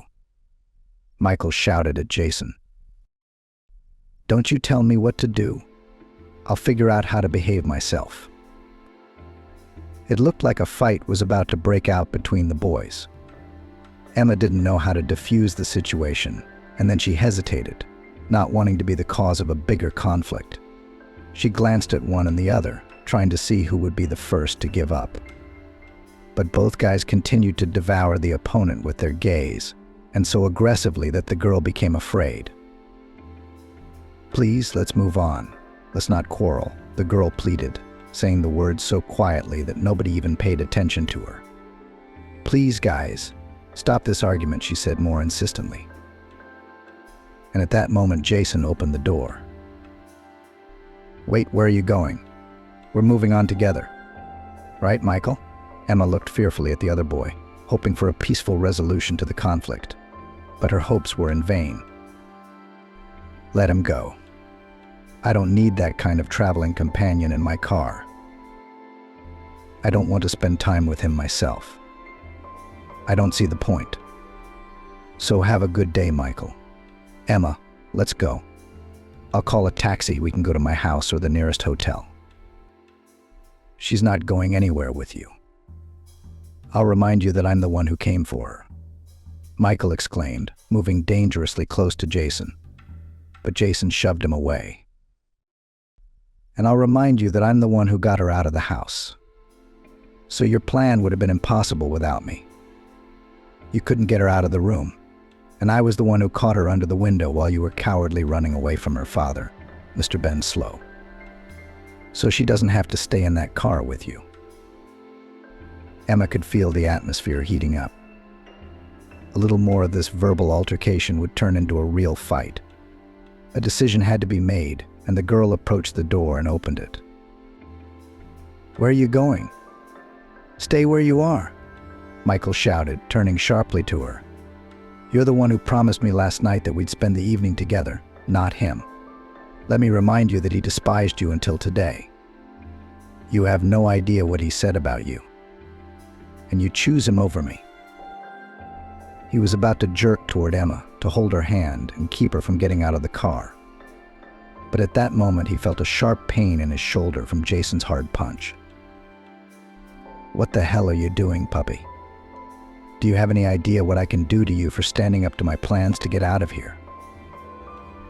I don't give a damn about your threats or your connections. We're leaving. Emma, let's go." The boy opened the door abruptly, and in a second he was pulling the girl out of the back seat, dragging her to the edge of the road. Michael immediately jumped out into the street, wanting to get the girl back into the car. But at that moment, Jason lunged at him, shoving him back into the passenger compartment, and looking at him hatefully, he gritted his teeth. She made her choice. And you go on your way while you're alive and well. We're leaving, Emma. Let's go. Jason opened the door abruptly, and a second later he was pulling the girl out of the back seat, dragging her to the curb. Jason hit the roof of the car hard, leaving a dent in it. "You're crazy. Do you know how much this car is worth? You're not going to pay it off. You tell your dad, and he'll buy you a new car, so his little boy won't cry and feel like a little girl who's been bullied by his classmates." Jason grinned, and without giving Michael the slightest chance to respond to his barbed words, he slammed the driver's door shut, turning back to Emma, who was watching fearfully at the curb. There was a look of horror in her eyes that was simply impossible to hide. The guy walked over to her, stopping just a couple of meters away, and spoke calmly. "It's okay. I'm already calling a taxi. To the hotel or to my place." He raised his eyes, looking at Emma carefully. She seemed even more frightened by his suggestion. "I won't hit on you and I won't lay a finger on you. You don't have to worry. Let's get away from this jerk to a quieter place, and then we'll figure out what to do next. Okay?" He smiled, trying to lighten the mood. "Your place," Emma said quietly, not looking at the boy. "They just promised me you wouldn't touch me. I don't want there to be any consequences." "Don't worry, baby. I told you I wouldn't lay a finger on you." Michael watched the situation unfold carefully, no longer getting out of the car or saying anything about Jason and Emma.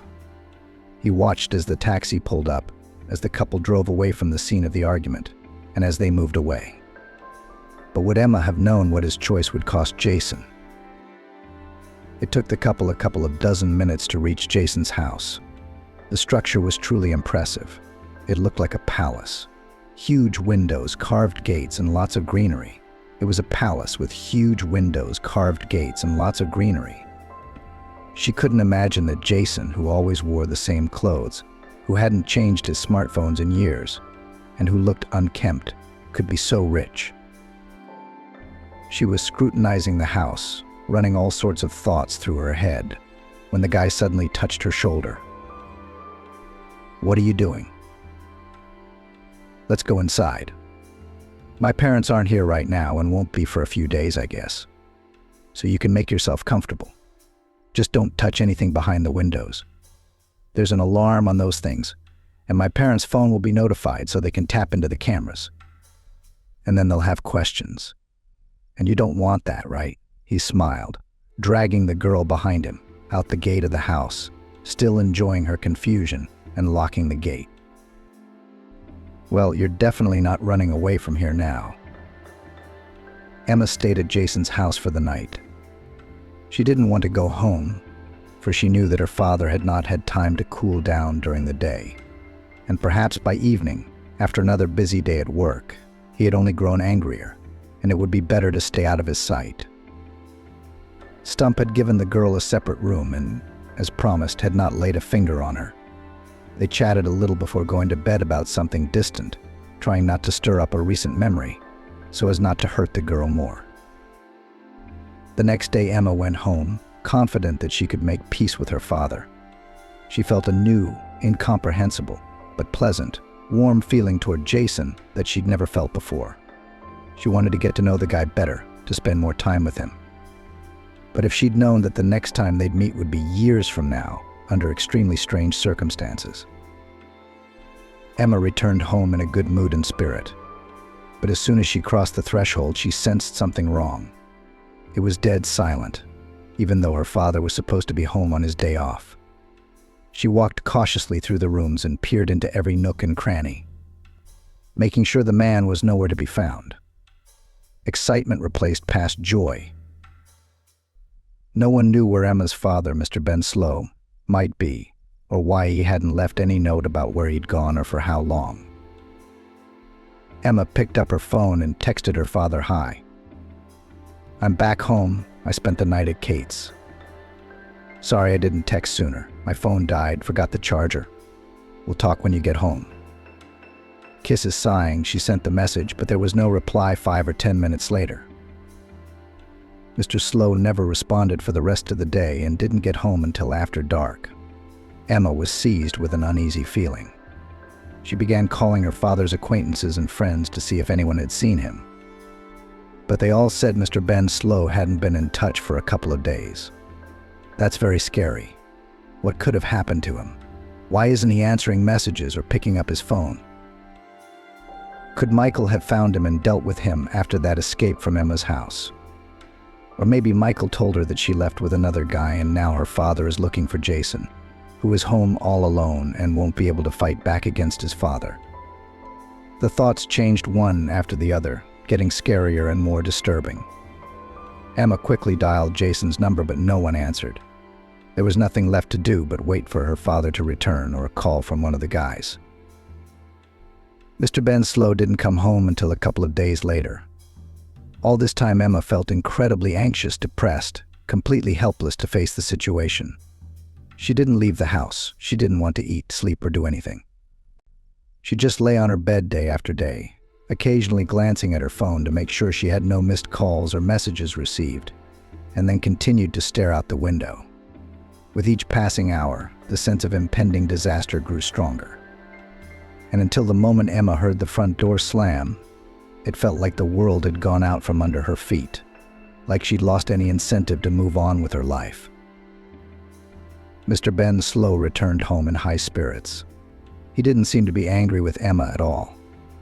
But the moment he met his daughter's gaze, she knew that nothing good was to be expected. The man didn't linger in his daughter's room, he only spoke. "You and I will discuss your future tonight at dinner. Don't be late." "Where have you been all this time?" "I was worried about you. I called, I wrote, and you never answered. You haven't called back, you haven't written anything back. I was beginning to think something had happened to you. How hard could it have been for you to answer me? Do I have to answer your calls and texts? You've never bothered to answer mine before, so why should I?" Emma lowered her eyes. She didn't know what to say, because everything her father had said was true.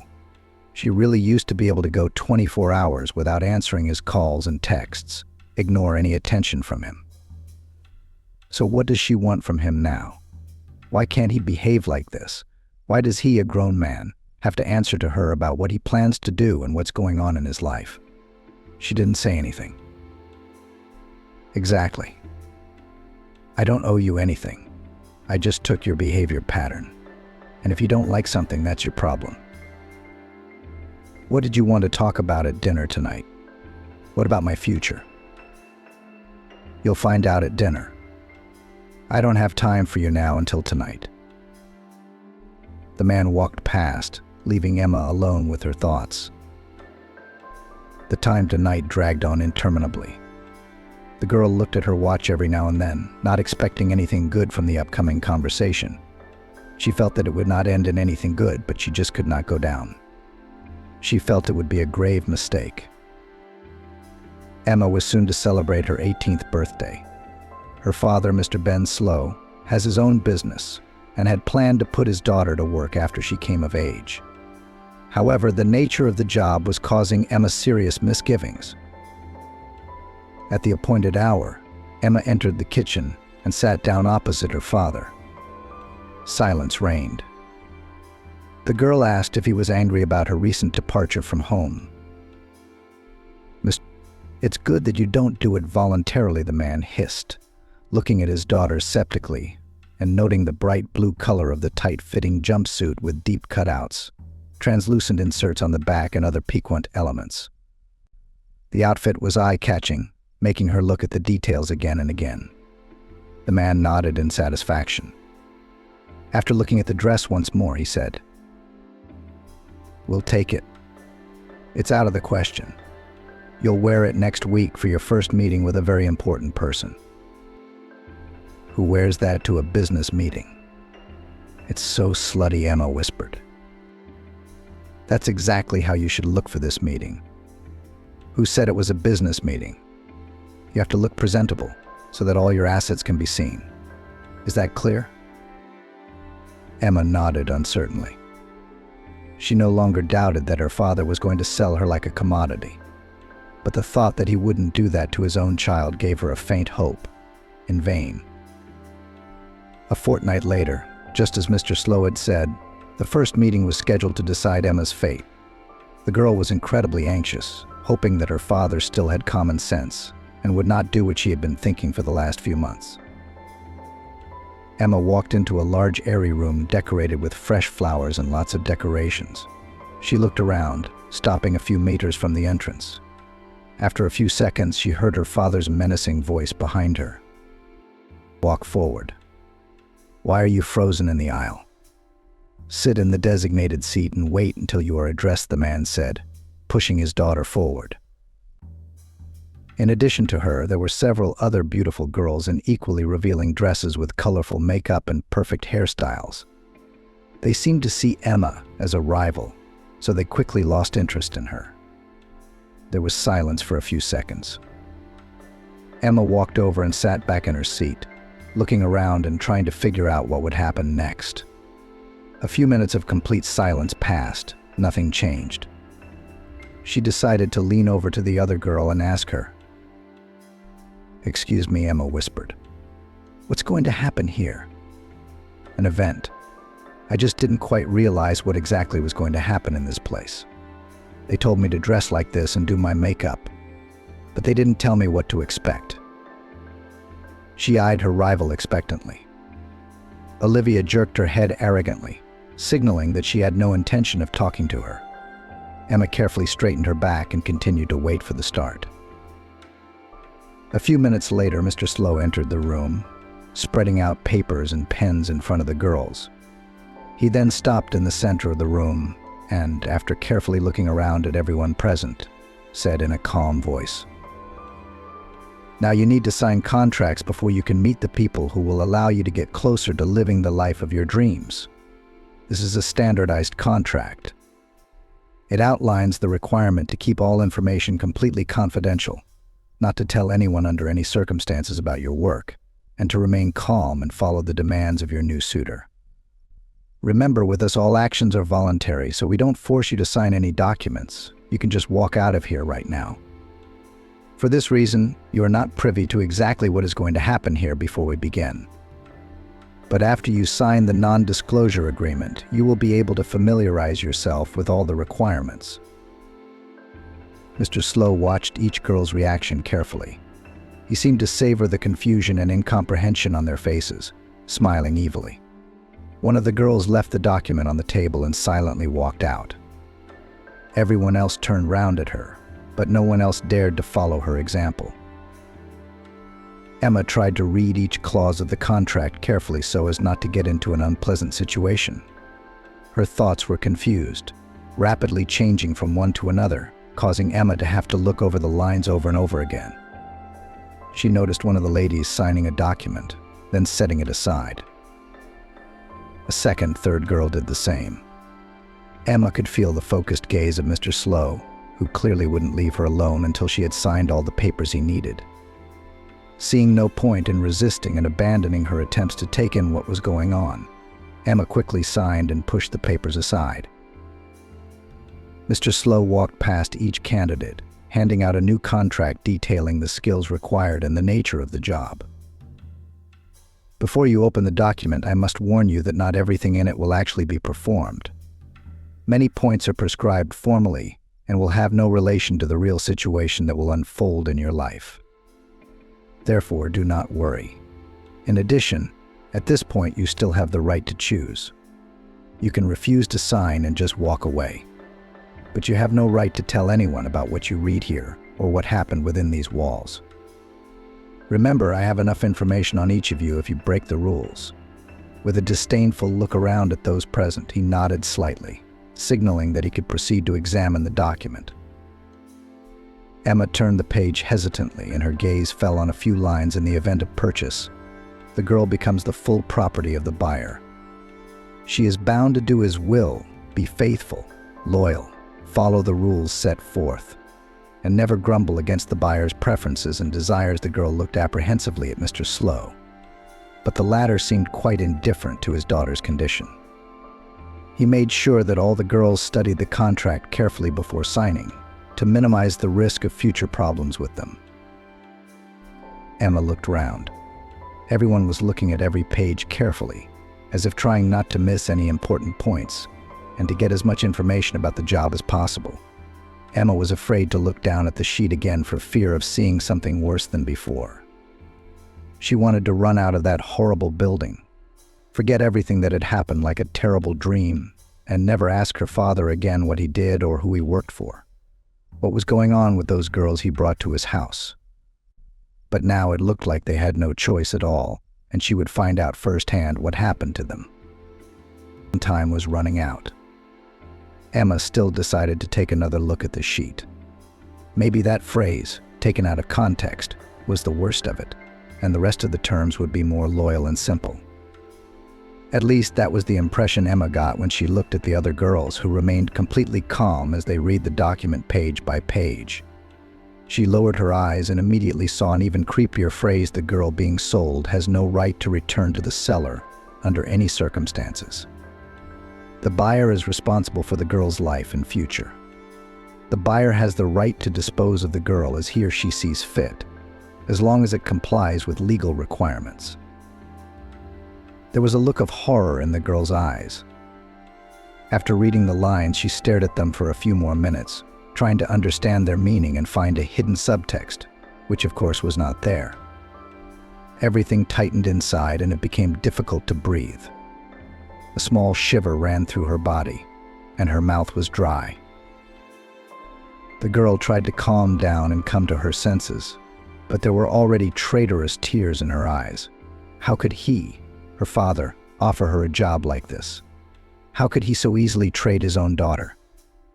How could he just give up her happy future, her dreams and desires, everything that bound them together, just to get a large sum of money for her? Emma flinched when she felt a light touch on her shoulder. She jerked as if from an electric shock, then slowly turned to the girl who had tried so hard to get her attention. The one carefully walked to the door and barely audibly whispered, "Look at the last page. We're all here for her. You'll love it, and it will change your life completely." The girl turned away, reading the document in front of her. Emma followed her advice, quickly turning the pages and opening the last one.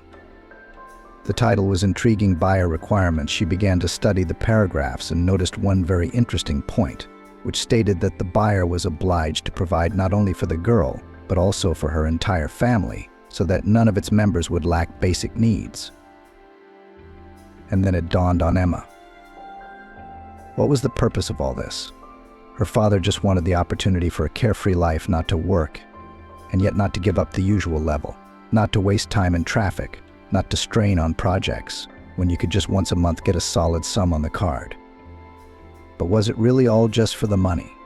Had she really become in her father's hands just a commodity that had no voice and would be bought by the first rich man who could offer a tidy sum for her looks and skills? Emma lowered her gaze into the contract again. rereading the one sentence over and over again. And each time she realized more and more what was happening. It turned out that she would be bought by a rich man who would make regular payments to her father and provide for all her needs and desires. But in return, she would have to do whatever he told her to do. Emma thought, a highly questionable generous offer that could have unpredictable consequences. Plus, there's no information about the buyers and what exactly will have to be done. I don't think I'm willing to do anything for the money. Her thoughts were interrupted by her father's voice. Girls, we don't have much time to study the documents. You can sign them and take them home afterwards for a closer look. But I remind you once again, these papers must not get to third parties, and you have no right to talk about your work.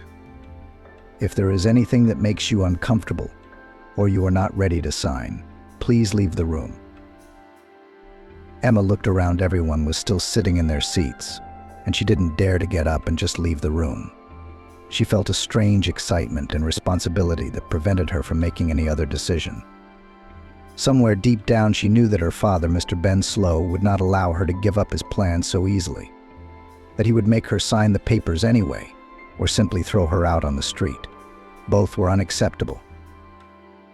So, gritting her teeth, Emma took the path of least resistance and decided to simply sign the contract lying in front of her. As she did so, she looked up at her father and noticed the approving smile on his face. The man gave his daughter a barely perceptible nod, letting her know that she had done the right thing. After that, he again adopted a detached and cold expression on his face, showing that he was extremely serious. Good. Now we can begin the viewing. Remember, each of you must show your best side to find a candidate who will want to buy you and provide a trouble-free existence. It is worth leaving all the shyness and uncertainty at the door, because with them to count on a good outcome of our event is not necessary. So now I will invite the man who will decide your fate today, and then I will tell you what will happen to the girls who cannot charm the first man and will have to stay under my care until the next viewing. After these words, Mr. Ben Slow left, and in a few minutes returned to the room with a substantial-looking man. He was dressed in an expensive suit, his hair was neatly arranged, and he smelt of expensive perfume. The girls immediately jumped up from their seats, standing in front of the table and modeling poses so that the guest could assess their looks. While Emma continued to watch confused, her father quickly approached her and whispered in her ear, "Stand up immediately and repeat after the girls." Then he immediately stepped back, giving Emma enough room to quickly carry out the order. But it was as if she had frozen. It was only after a few seconds that the meaning of her father's words came to her, and she rose quickly from her seat, trying to look as pretty and confident as her rivals. But she was not very good at it. She didn't realize how to look spectacular against them, so she just continued to stand aside while the other girls attracted the man's attention. Suddenly there came the loud, menacing voice of Mr. Ben Slow. "Everyone to your places and don't draw any undue attention to yourselves. Once again, you have absolutely no part in the selection of the guest. You are merely a commodity for him to evaluate on his own. You can only say or do something if you are directly addressed. Modesty and obedience are highly valued in our business." The man smiled contentedly as he observed the order. "I would like to ask, Ben, how much experience do our lovely ladies have in satisfying men's needs? You know, this question is one of my main concerns among many others. After all, my purchase, so to speak, should completely fulfill all my needs. Is it appropriate to ask such a question?" Of course, you can ask anything that will be interesting to you. Girls will gladly answer all your questions.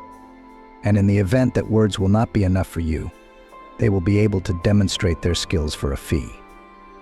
This point we will consider with you, if necessary.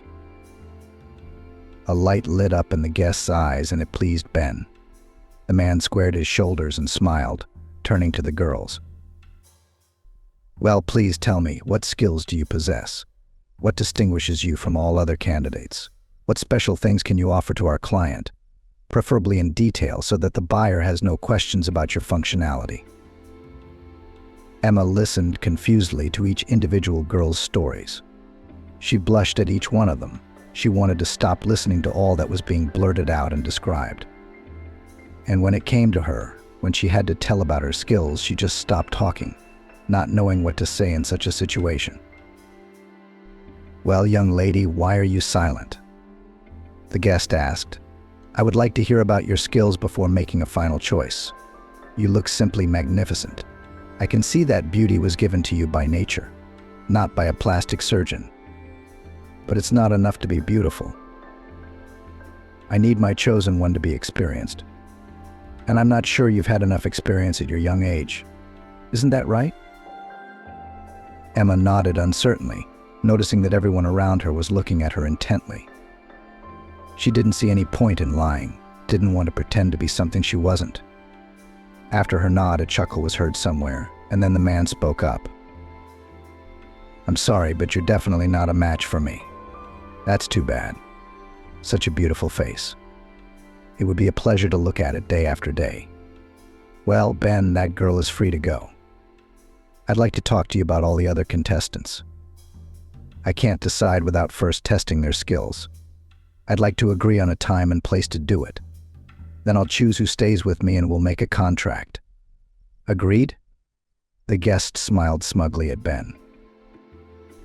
"Of course, Emma's father, Mr. Ben Slow, said with an equally pleased expression. I'm sorry you didn't like the last candidate. She is indeed extremely charming. I'll work on her experience and her ability to meet any customer's needs. You can rest assured of that. Maybe you'll come back for a second purchase in the future, and she'll be waiting for you, ready to surprise you with her skills." He patted the guest on the shoulder and then gestured for Emma to leave the room. The girl did so, but she didn't dare to just head home. She was sure that the conversation with her father wasn't over yet, and after the promise to teach her everything and the failed experience at the first show, she wouldn't get off with a simple warning.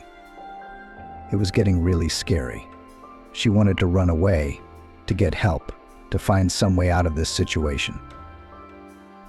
Emma began to think frantically about what she could do, how she could help herself while her father was busy with other things behind closed doors. Suddenly it hit her. She had come up with a simply brilliant plan, which was to buy herself out. Suddenly the terms of the contract popped into her head, which required the buyer to provide for the girl's family, to send enough money to cover all the needs of each family member. I don't care. I'll make my own money for it, just to be safe. Just so I don't become a commodity to be bargained for again, as if in a marketplace. But how do I find the right amount of money? And how much would I even have to pay initially to get the right to own myself? Emma frantically recalled the parts of the contract she'd had time to review. But the information about how much the buyer would pay for the girl never popped into her head. I don't care how much money there is, I'll make money. I just need to buy time to get rid of my father's power now, so that I don't have to endure such humiliation and shame anymore.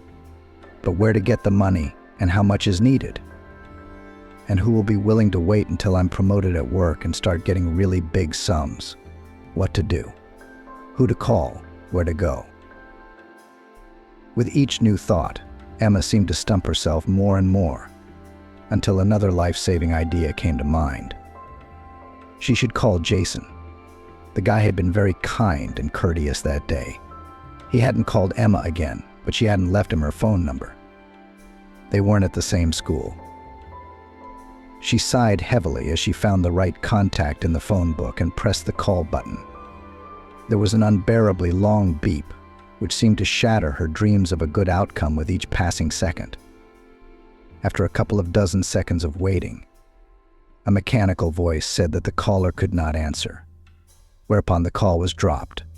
Emma made several more attempts, but they were all completely unsuccessful. Jason never picked up the phone. The girl went into the messages. Not a single reply to any message among the many sent to him. He didn't even say anything to Emma's confession of her complicated feelings, which was very hard for her, and after which she hoped that the guy would reappear in her life. But alas, no. They weren't friends. They were just acquaintances. and she didn't know what had happened to Jason. He stopped showing up at general meetings, didn't answer his phone to anyone, and stopped showing up for school. Anxiety and worry were all over her head, but she was much more scared now for herself and for her future. She didn't know what to expect, and she didn't want to know.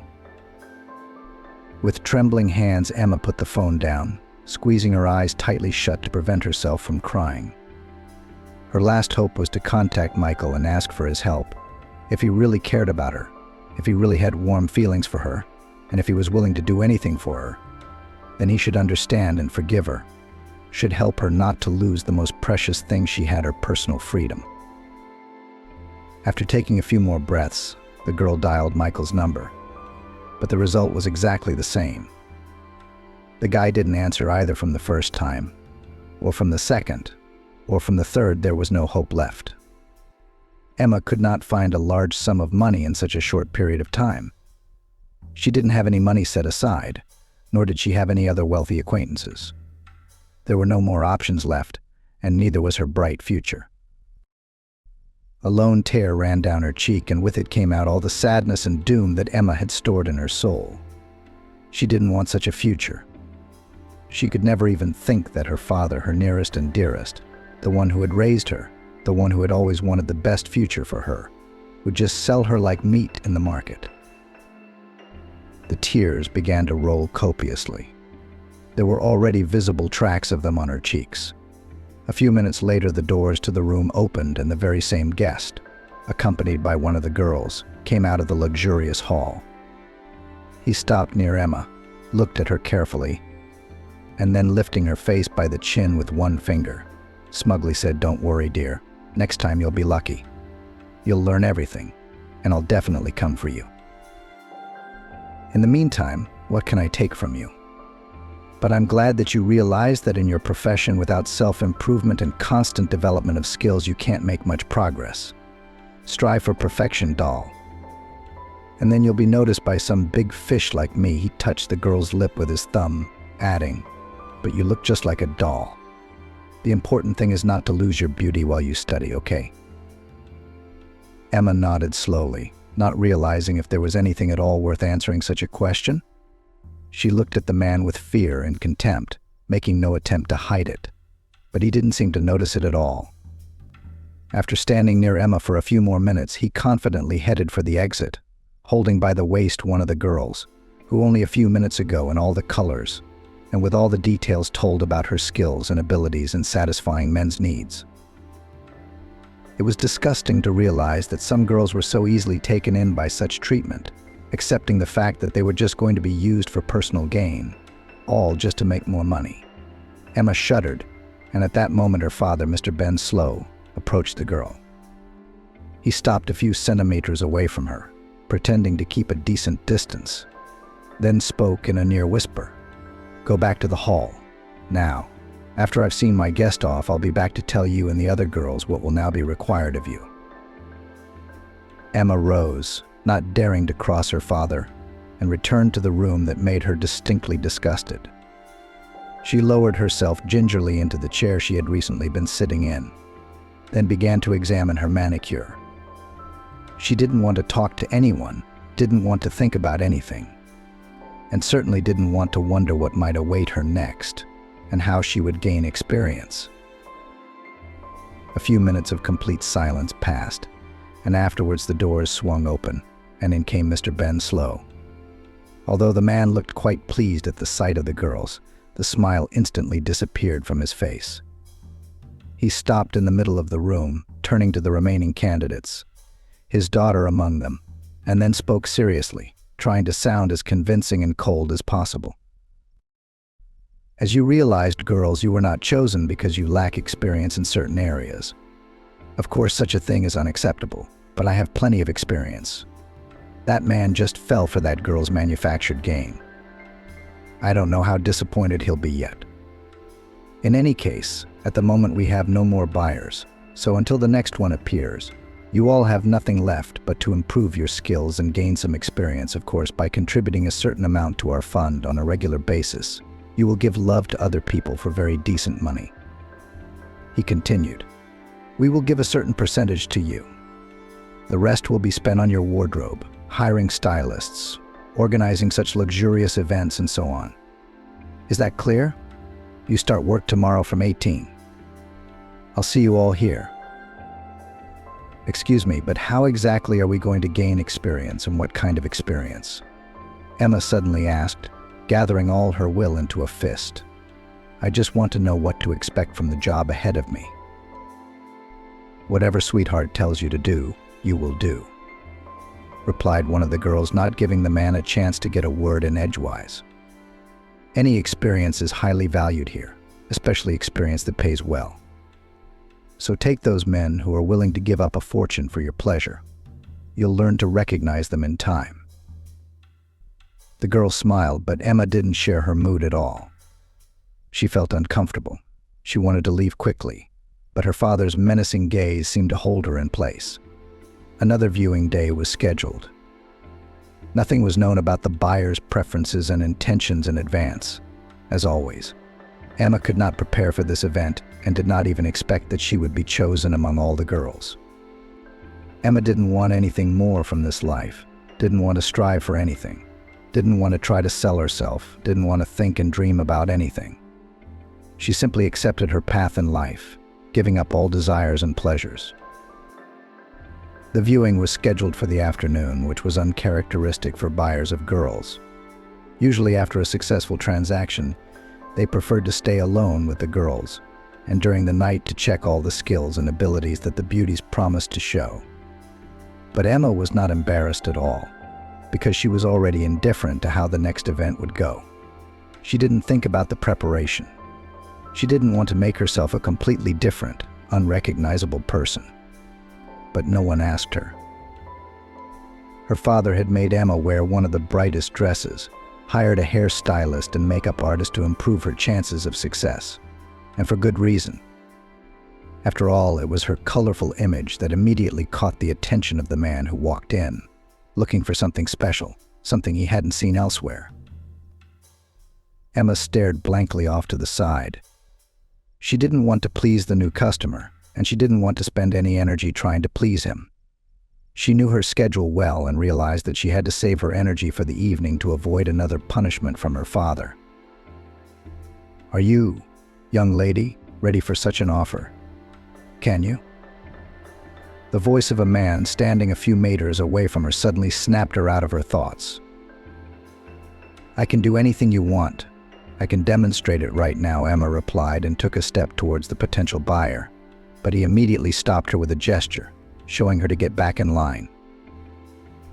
I take it that this girl has a lot of experience in lovemaking and is of easy behavior, since she was so quick to show off her skills in front of everyone.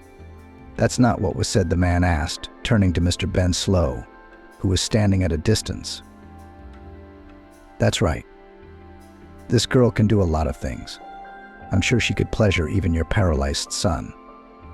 The fact that she's of light behavior won't affect her attitude towards your son at all. She will be faithful and loyal, she will never leave his side, and she will fulfill his every wish. Am I right, Emma? The man looked at his daughter and she nodded obediently. I'm telling you, all our girls are perfectly trained. They will do whatever you want at any time of the day or night for a very reasonable fee, Mr. Ben Slow said. The guest listened intently, nodding at every word and never taking his eyes off Emma. He stared so intently at the girl that for some reason she became uncomfortable with his piercing gaze. Although there was no contempt or displeasure in it, it was calm and confident, but at the same time so piercing and cold that it became uncomfortable. Emma shuddered. I would like to discuss all the details of our agreement in more detail before we sign the papers or transfer the funds. If you don't mind, I'd like this girl to be present so she understands what will be required of her, the man said.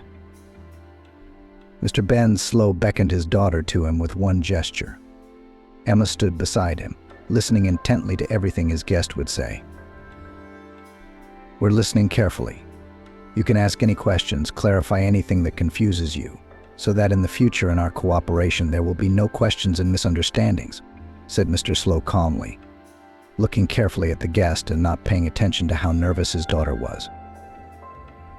I would like to point out at once that I need a beautiful girl not so much to satisfy my son's physical needs, although that may be necessary, but to care for him fully, to help him with various household chores, personal hygiene, and so on," he continued. "Unfortunately, my wife and I leave the city quite often due to various business trips. Our son is categorically opposed to having to hire a new carer time after time. We thought about it and decided that the perfect birthday present for him would be a girl who would be beautiful and well-groomed, who would treat him well and help him in every way. You were recommended to me by my close friends. And here I have found the very beauty who will almost certainly be to my disabled son's liking." Emma didn't say anything, didn't comment in any way on what she had heard, continuing to stand silently beside her father. The opportunity to woo another man instead of selling her own love seemed just perfect. But according to the rules, she couldn't say anything until the client approached her directly, and there was no such thing. So Emma continued to watch in silence. "That's great. Our girls can provide any range of services, including caring for people with disabilities. All of them are sensitive and understanding, knowing how to behave with a person who has lost a lot of things in his life, including its meaning," said Mr. Ben Slow. At that moment, Emma did not hold back and snorted, but she pulled herself together, glancing at her father and noticing the displeased look on his face. "Fine. Then I'll take this girl today and give her to my son tomorrow." "Will she always be this silent or not?" asked the guest. "She will be as your son wants her to be. He can be always so silent and not say a word back, or he can make jokes and tell stories of his life, read books, retell films. It all depends only on what our client wants. And the girl will adjust," replied Mr. Slow. "That's great. I like it when beautiful girls are so stroppy and silent, and they don't interrupt during a conversation. It's a pity, of course, that your girl led such a dissolute life," said the man. "My wife wanted to find a more acceptable candidate. But I think if you don't say anything to her, your beauty will not give herself away. Right? You won't tell anyone how much experience you've had," said Mr. Ben Slow, turning to Emma. "I have no idea what you're talking about. I just got out of school and I wanted to help people, so I took the job at the charity you found me at. I'm not interested in any carnal pleasures, only in helping your sick son," she said. "What a beautiful girl. Now I definitely have to buy her. Go and draw up all the documents. In the meantime, I'll see to it that no one takes her away from me," said the buyer. Mr. Slow immediately went swiftly to the small door at the end of the hall where his office was, to find all the necessary papers and to prepare them as soon as possible. In the meantime, the buyer continued to regard Emma. Suddenly he asked her, "Why did you go this way? Such a beautiful girl, young at all, could have got an education. At least try to earn money in another way. Yes, I understand that it's easier, that it's a way to get a large sum of money quickly. But don't your honor and dignity suffer?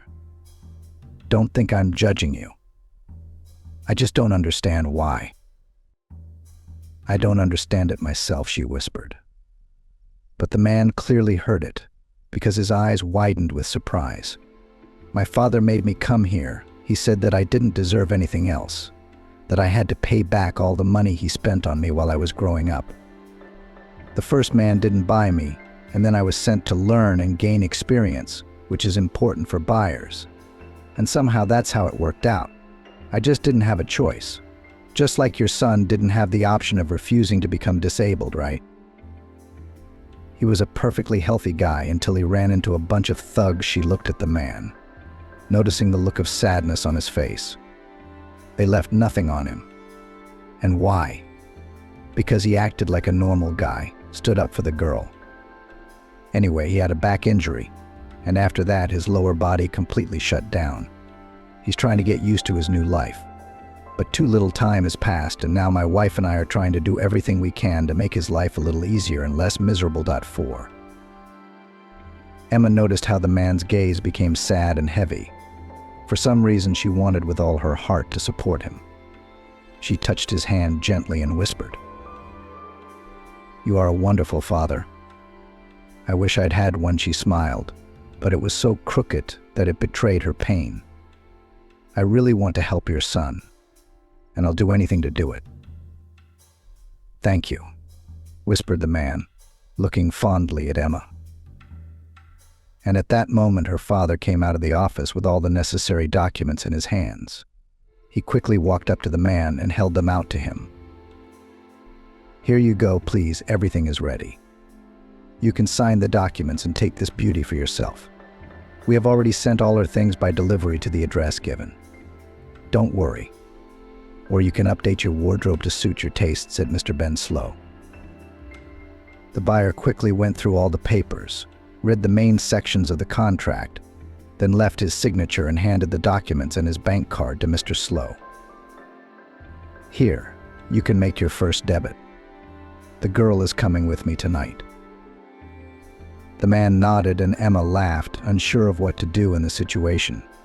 Should she go at once or should she say goodbye to her father? Should she do something, sign some papers or something?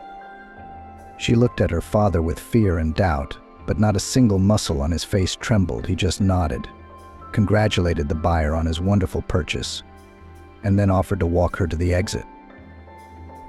Something inside Emma clenched unpleasantly, and afterwards tears began to bake in the corners of her eyes, so unnecessary at this moment. She should have felt relief and freedom after being able to break free from her father's clutches.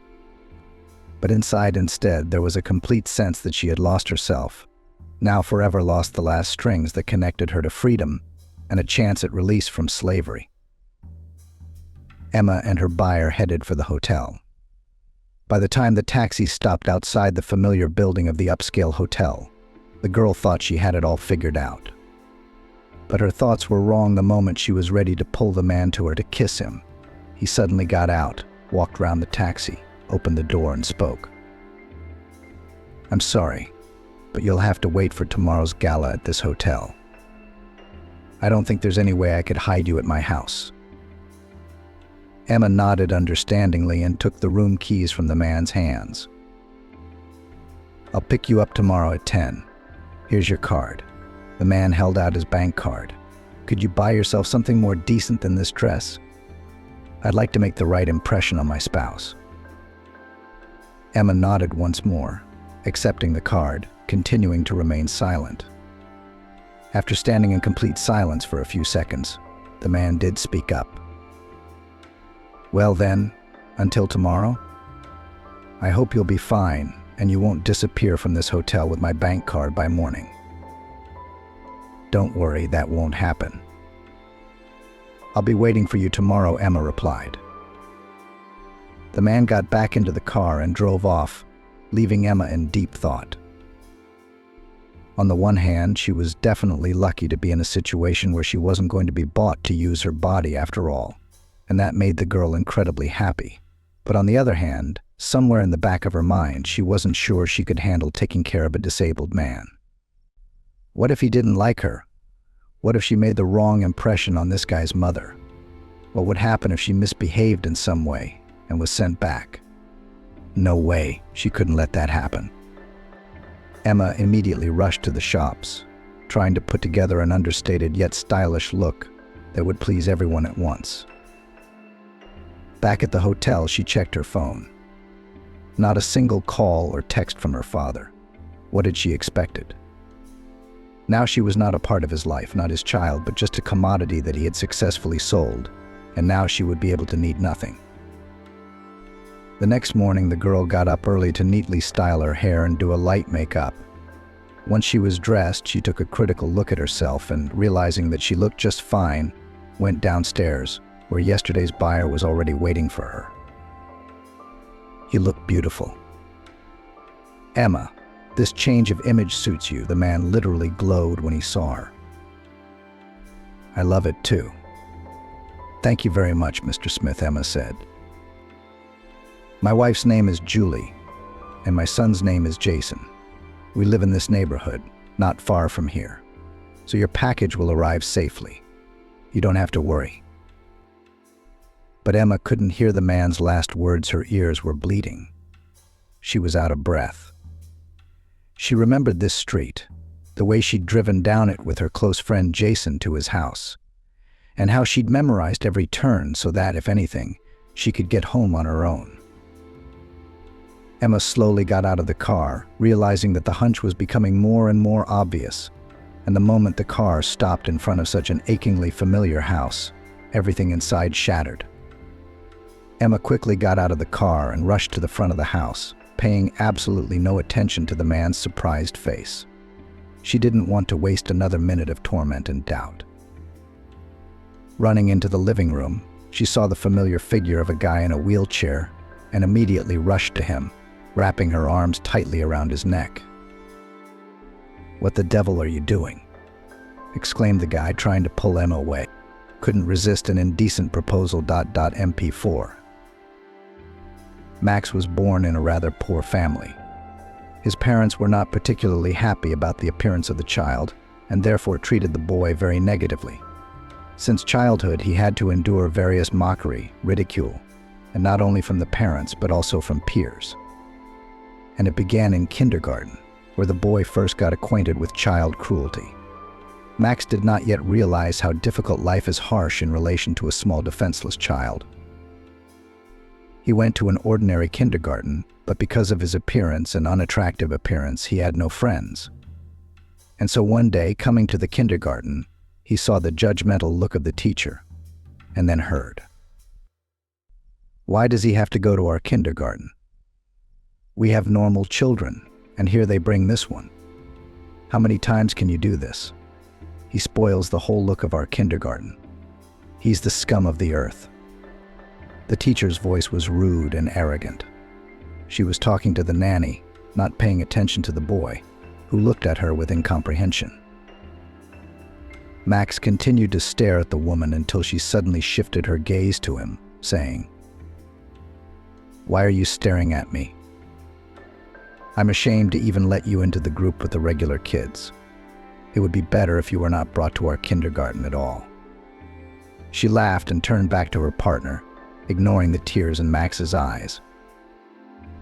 The boy, though he didn't understand half of what was said, he still felt that he wasn't welcome. The strange pinching feeling inside was getting stronger and stronger. It seemed that the tears were about to start rolling down his cheeks in hot paths. But Max did his best to hold back the urge. For a few seconds he looked at the teacher and then went to the group. Immediately the taunts from the children started coming in his direction.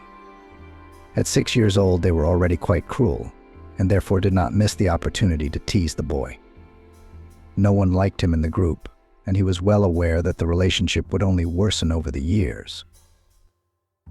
Max didn't want to go to school with these kids and continue to socialize closely after years of constant bullying. No one asks you what you want and don't want, my darling. Mrs. Olivia answered him sternly. She looked at the boy with distaste, holding the bottle in her hand. Clearly, she was not happy about talking to her son. She could see the unconcealed hatred and irritation in her eyes. "You'll go to the school I tell you to go to.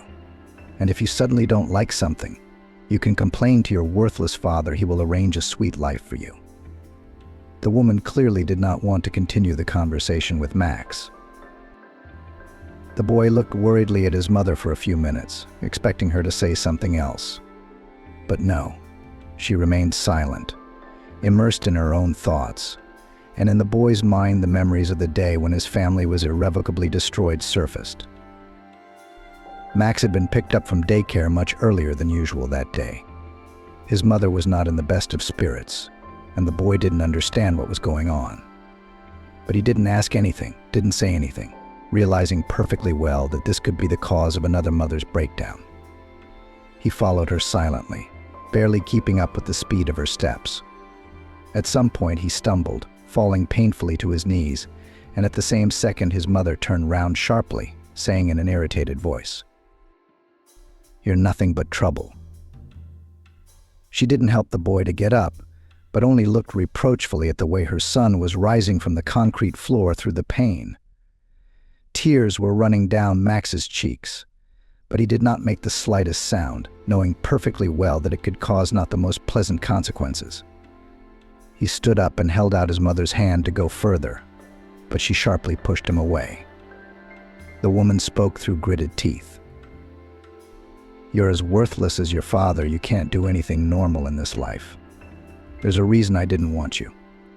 And if now it turns out that the neighbor told me the truth and your foolish father is cheating on me, together with him out of the house. Do you understand me?" The woman spoke with anger and hatred. She did not even try to hide her displeasure, looking at the boy with that reproachfulness that he became uncomfortable. Max, stunned, looked at his mother, not understanding at all what she meant and why he and his father would have to go somewhere else out of the house. A few seconds passed like that when Olga Pavlovna swiftly went in the direction of the house, leaving her bewildered son alone. After a while, the boy came to his senses and rushed after his mother. He had no idea what was waiting for him at home in a few minutes. Max entered the house at the moment when screams were already coming from behind the door. The boy froze at the door, not realizing what was happening. He only listened to the screams. "What the hell are you doing? Have you lost your mind?" Father Max shouted. "What makes you think that I can be at home not alone? Listen more to your crazy girlfriends who want to ruin our family happiness."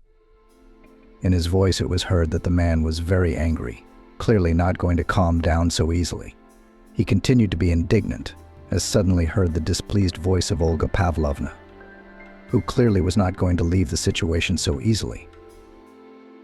"What family happiness? What are you talking about? You and I are not even roommates. We live like strangers to each other. You don't love me at all. You don't appreciate me. How many times can you get on my nerves?" Afterwards, there was the sound of breaking glass. Max continued to stand still, hesitating to enter the house. The next second, the boy's father ran out of the house, holding his belongings in his hands. He looked completely confused. And the next moment, Olga Pavlovna ran out of the house, throwing things at her spouse. She screamed, and at that moment her eyes were filled with hatred and pain. "Get out of my house. I don't trust you. You're always giving me horns, and in front of my own child. Take him with you, and get out." Max looked fearfully at his mother. He didn't want to leave home, and he couldn't imagine that she had meant it when she threatened to kick him out. Until the last moment, he was sure his mother was just joking. "Do I need this kid? I'm not sure he's mine at all. She got him somewhere and now I have to raise him and be responsible for him. I've got nothing to do. You've been out. You're the one who's going to take care of him now." The man looked at Maxim reproachfully, then muttered something under his nose and went in the opposite direction from the house. He never looked back, never said anything more, and generally never appeared in little Max's life again. Mrs. Olivia took the loss of her spouse extremely hard, even though she had initiated the situation. From that moment on, the woman began to seek solace in strong drink and partly indeed found it. But only for little Max such changes in the usual way of life were extremely traumatic. Strangers constantly appeared in the house, spending evenings and often nights in the company of Mrs. Olivia. They often treated the boy badly, who looked at them with frightened eyes and often cried when he heard strange noises coming from his parents' room. He asked his mother many times when would Papa come back, when would they make peace. But time after time Mrs. Olivia looked scornfully at her son and answered in a haughty voice, "You have no father anymore. He has no use for you. If you don't like it, you can go to your father if you can find him," Mrs. Olivia shouted, throwing at her son Max a look of contempt that made him uncomfortable. Max squared his shoulders, trying to hide from his mother's reproachful gaze. But he couldn't. Mrs. Olivia was looking at her son with displeasure, and her gaze was growing heavier by the minute. "Why do you look at me as if you were seeing me for the first time? Go to your room before I kick you out of the house," she hissed. The boy shuddered and went swiftly to his room. He did not understand what was happening, but even then in his soul began to develop a dislike for his mother, which later turned into hatred. A few years passed. Max became more independent and determined. He was no longer afraid to say what he thought and could stand up for himself not only by force, but also by words. By the age of 12, Max knew how to put anyone in their place. During this period, communication with his mother almost ceased. He continued to live in her house because there was no choice, but tried not to cross paths with her. So stretched the gray everyday life, until one day Mrs. Olivia brought home John. It was a young man who literally groomed her. He showered her with compliments, cooked breakfast in bed, and spent all his free time with her. The woman was over the moon. Max, on the other hand, was quite puzzled. Something about this John seemed suspicious to him. He behaved too naively in front of his mother and not at all when she wasn't around. A few months after John's appearance, at night when Mrs. Olivia was fast asleep, Max overheard him talking to her. "Just be patient. We need that money. Soon she'll sign over her house to me, so I'll feel like a man here." Silence followed. Then John said irritably, "Stop bugging me every couple of days. How many times? I told you it's going to be fine. I'm in control of the situation and I know what I'm doing." Again the pause. Max tensed, trying to hear what was being said on the other end, but to no avail. The phone was not on speaker. "That boy won't do anything. He's a waste of space. She'll only listen to me, or I'll leave her. And then she'll come crawling back to me on her knees, begging me to come back. So don't worry, it'll all work out. She's already willing to do anything for me. Just a little more pressure, and she'll do whatever I say without thinking." Max couldn't believe what he was hearing. He knew John was in trouble, of course, but he could not have guessed that the situation was so bad. He stood in confusion for a while, and when John had finished talking, he rushed into the room. Anxious thoughts swarmed in his head. Should he tell his mother now, or was it better to wait until morning? But would she even believe it? Love often blinds one's eyes and prevents one from seeing the problem. Mrs. Olivia couldn't imagine how it would end. Waiting until morning was excruciatingly difficult.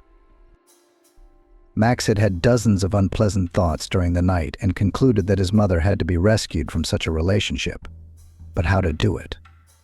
After numerous considerations and internal arguments, the guy realized that the best option would be to simply tell everything as it is. But such a reaction from his mother he could not imagine. "How dare you try to ruin my family happiness again?" Mrs. Olivia shouted at her own son, not believing everything he said. Max tried to convey all the details of the conversation, John's mood and voice. But the more small moments in the story, the more irritated Mrs. Olivia became. The woman looked at her son with displeasure and clearly did not want to admit that everything he said could be true. "You broke up my first marriage, and I won't let you ruin my happiness again. Stop these weird surveillance games. Or I'll make sure you never live in this house again. Don't forget that you live with me, not me with you, and you have no right to tell me what to do." There was so much venom and resentment in every word that Max felt uncomfortable. He looked at his mother with anxiety and incomprehension, trying with all his might to hold back his emotions. But despite the inner torment and the cry of reason to keep silent, he still asked, "And why do you think that it was my fault that your family with your father broke up? You couldn't keep it together. You made up your own mind and then you threw him out of the door without even wanting to listen. You realized that you were wrong in that situation, and it was because of you that everything turned out like that." Max spoke calmly and confidently. He wasn't going to make excuses or apologize. In his 12 years, Max understood perfectly well what really happened at that moment. The boy looked at his mother carefully, realizing that he had caused her complete confusion with his answer. After a few moments, he added, "You don't need to try to blame me for your problems. You are an adult and should realize that all the consequences are your fault. They were adult decisions. You had to make decisions that will affect not only your life but mine as well. So I ask you not to blame me for something I had nothing to do with." Max noticed that with each new phrase, his mother's gaze became more and more heavy, so he decided to keep silent so as not to inflame the situation. But all that had been said was enough to make the woman furious. "How dare you speak to me like that?" Mrs. Olivia shouted at her son. "Have you forgotten where you belong? Have you lost your fear, or have you decided that you don't need a roof over your head anymore? I'll remind you where you are and whose money you live on." The woman came close to the boy, looking him in the eyes with hatred. Max didn't look away as he always did. He kept looking at his mother, realizing that he was tired of living the way she wanted him to and doing everything to please her and be a good son. The boy's gaze was frustrated and blank. He didn't know what else to say or do so that his mother would believe his words and not ruin her and his future through her own naivety and stupidity. "After you were born, your father and I had a bad relationship," Mrs. Olivia continued. "We didn't want you, but it was too late to do anything about it when I realized. Your father wanted a child, and I was a fool to agree to have you. I thought it would make our relationship stronger, but it did the exact opposite. I didn't want to see your father after you were discharged from the hospital. He didn't spend time with you. He was always at work, and he had no idea how hard it was for me. He didn't help, and he didn't bring in enough money to keep us from living in poverty. It's lucky I got this house from my parents. Otherwise, we wouldn't have survived that period. He also complained that I was getting cranky and tired. How could I be different with you? You were always shouting, not letting me sleep, not letting me sleep, not letting me eat in peace, constantly demanding attention, crying. If I didn't give it to you, you did things at home, as if to spite me. I hated you with all my heart and soul, but I believed that soon it would get easier. Then the neighbor called and told me that your father was cheating on me. You see, he was tired and told her that he just wanted to have a nice time as I was no longer so affectionate and attractive to him after you were born. All because of you, you know. And now you're going to tell me how to live and what to do. Because of you, my life is irrevocably ruined. You're the reason I'm where I am now. And you dared to destroy the fragile happiness that I finally had." The woman switched to screaming, clutching her son's shoulder hard, as if he was trying to escape from her, but Max continued to look at her calmly and seriously, waiting for the series of accusations and discontent to end. For a few minutes more, Mrs. Olivia expressed everything she thought. She wasn't shy in her expressions, and she wasn't afraid to hurt her own child. And Max, he was so accustomed to her rudeness and coldness that he paid no attention to the next attacks and threats. Finally, the woman was silent, closing her eyes and as if trying to control her emotions. All this time, the guy listened to her attentively and then answered, "You know, I did not ask you to give birth to me. I'm sorry that I made your life so unbearable, but there was nothing I could do about it. Don't worry. In a few years, I'll stop bothering you with my presence. But then you'll realize I was right about your new boyfriend. But it'll be too late." After these words, John turned round and went to his room. He didn't see any point in continuing the dialogue and didn't want to listen to his mother's accusations and displeasure. Mrs. Olivia did not listen to her son. It seemed to her that he was deliberately making all this up to get attention and make himself the only man in the house, but she couldn't imagine how it would end. It had been several days since John had last spoken to his mother. He no longer saw the point in trying to prove or open her eyes to reality. John, on the other hand, had been getting closer and closer to the woman all this time, showing her attention in every way possible and making her trust him as much as possible. The guy saw all this but decided to do nothing, letting the situation take its course. But he had no idea that his mother's mistake would affect his life too. One evening, when Mrs. Olivia was in a good mood, John decided to start his plan. The man looked at the woman carefully, trying to convey as much emotion as possible with his gaze. At that moment, Mrs. Olivia smiled smugly, saying, "Why are you looking at me like that? Do you like me?" She moved closer to the boy, looking at him intently. It was only a few seconds before John moved closer and spoke in his most satisfied voice, looking the woman straight in the eye. "How can a man not like you? I'm surprised no one else has ever courted you before. And why you chose me out of so many options. Although, admittedly, I would have chosen me if I were you. I'm just incredibly attractive," John said, moving closer to the... After a few minutes, looking intently into Mrs. Olivia's eyes, he added in a languid voice, "I just wanted to make you my wife." His lips gently touched the woman's skin, and she felt a pleasant tingling sensation. An electric current seemed to run through her skin, leaving an inexpressible sensation. Mrs. Olivia exhaled noisily, trying to keep it as quiet as possible. But whether from her relaxed state after a few drinks or because she liked the man so much, she couldn't resist. With her whole body pressed against him, she looked up at John and spoke in a languid voice. "What do you need to make me yours? What do you want from me?" The woman moved closer, looking intently into the eyes of her new suitor.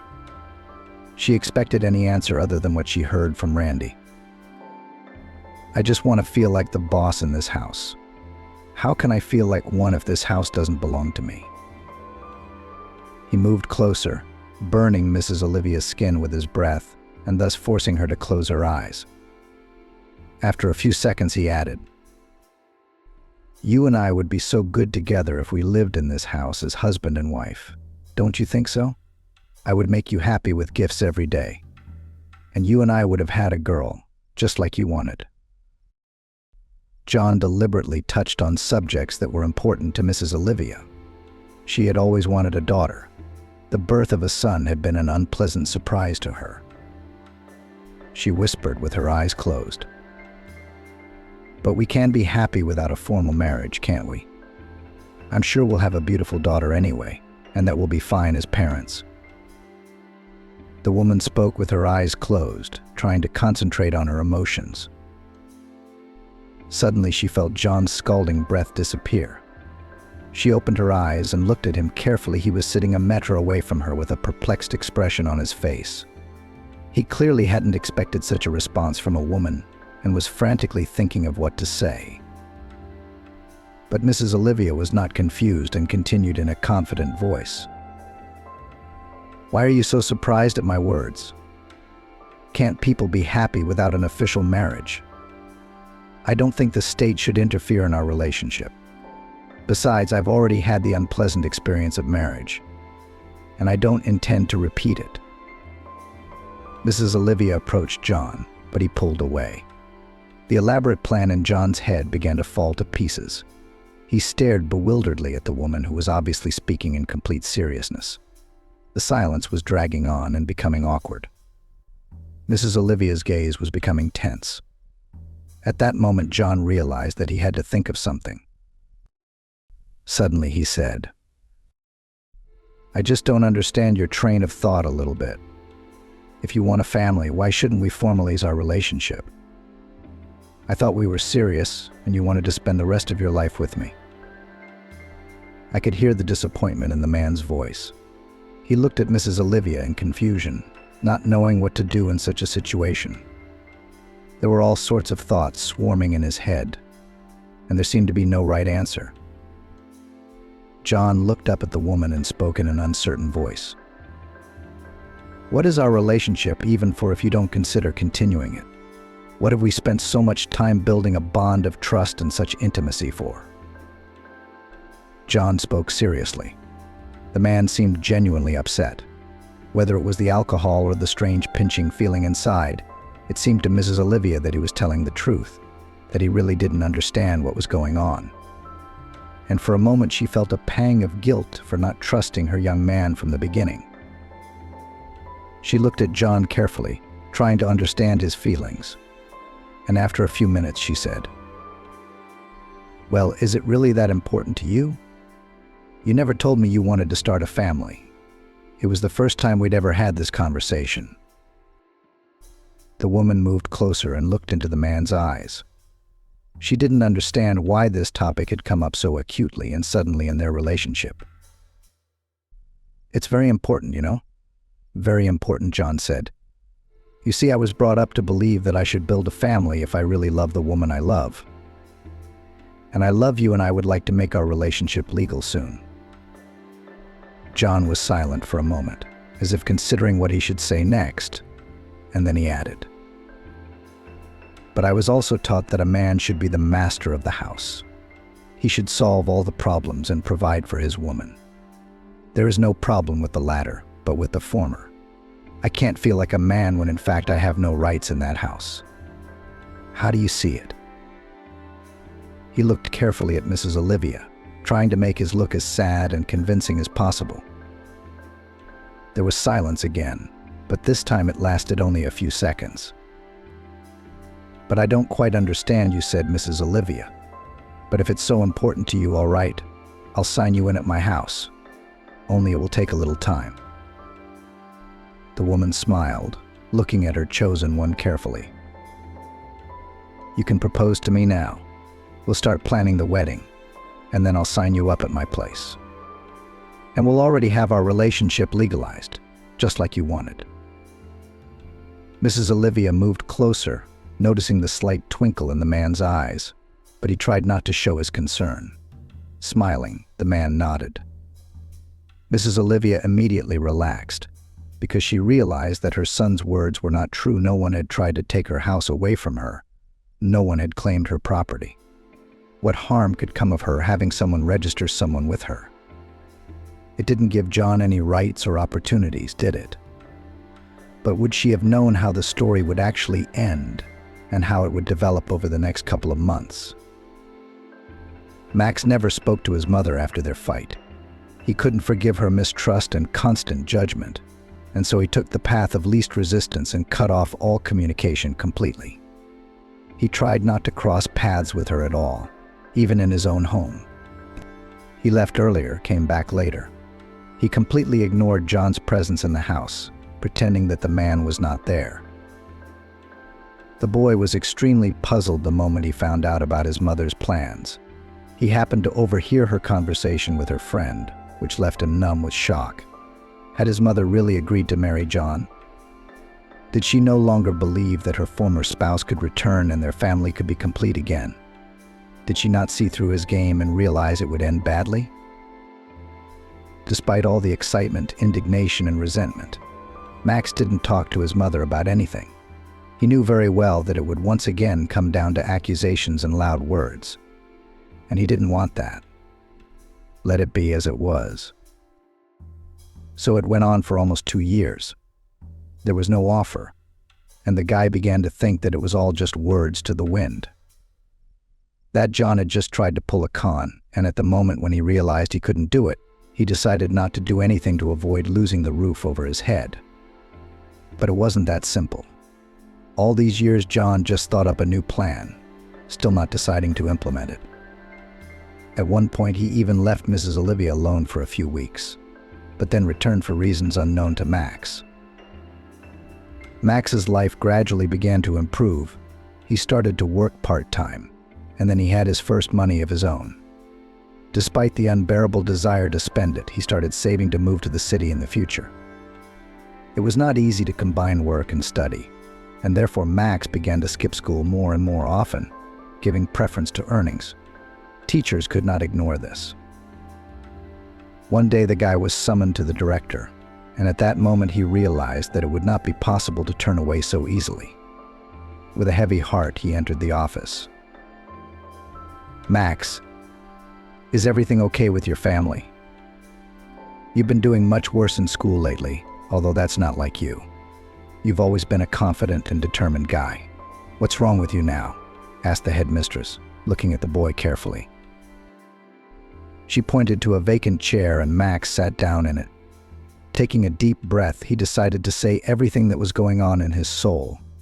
He'd been wanting to talk it out for so long and had wanted to share all his problems with someone for so long. And since fate had it so that he had such an opportunity, he should not miss it. The monologue was long. The guy didn't miss a single moment that somehow or other occurred to him. He talked about John's conversation on the phone and all the doubts that had plagued him for the past 2 years. sharing his thoughts on the matter. After there were no more words left in Max's head, he fell silent, looking carefully at the headmistress. The woman clearly did not expect to hear so many revelations, and therefore sat in confusion. After a few dozen seconds of silence, she spoke up. "Is there anything I can do to help you solve the problem? Do you want me to talk to your mother about everything that's going on? I'm sure she'll listen to me. Or maybe you need some financial help. You realize that skipping school to work isn't the best solution.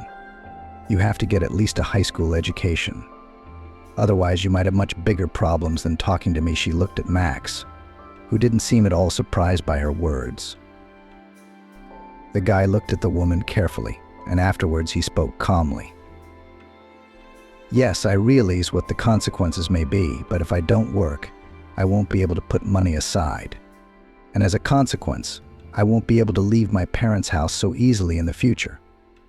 I didn't plan to stay there past adulthood." He fell silent, looking at the headmistress intently. He had a brilliant idea in his head, which he decided to realize immediately. Making his gaze more serious, he asked, "Do you really want to help me, or are you just telling me this because you want to appear as a good person in my eyes?" "I really want to help you, Max. I am well aware that you are in a difficult position, and I can talk to your mother about the situation." "No, you don't need to talk to her." "I don't need that kind of help," Max said sharply, interrupting the woman. "If you really want to help me, make sure I don't get expelled from school. I don't know how to do it, but I'm sure you can influence my grades. I'm not asking for a B or an A. I just need to get my high school diploma. It's only 2 years away. I'm already in 10th grade." He looked at the headmistress carefully, trying to understand her emotions. For the first few seconds, the woman's gaze was heavy and completely incomprehensible. Max was already beginning to doubt that she would help, but suddenly the woman sighed heavily and without hesitation in her voice spoke.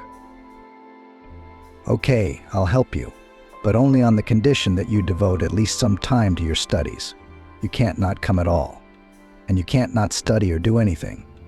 The syllabus has to be fulfilled anyway, whether you like it or not. Only then can I negotiate with the teachers to treat you a little more loyally."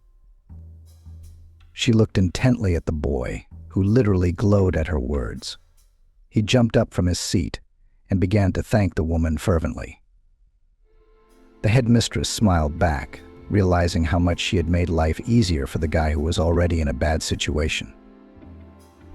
"Max, just please don't do anything stupid. If you have any problems, just come to me. You don't have to try to figure it out on your own. You're not old enough yet, so I don't think you should take on such a serious responsibility."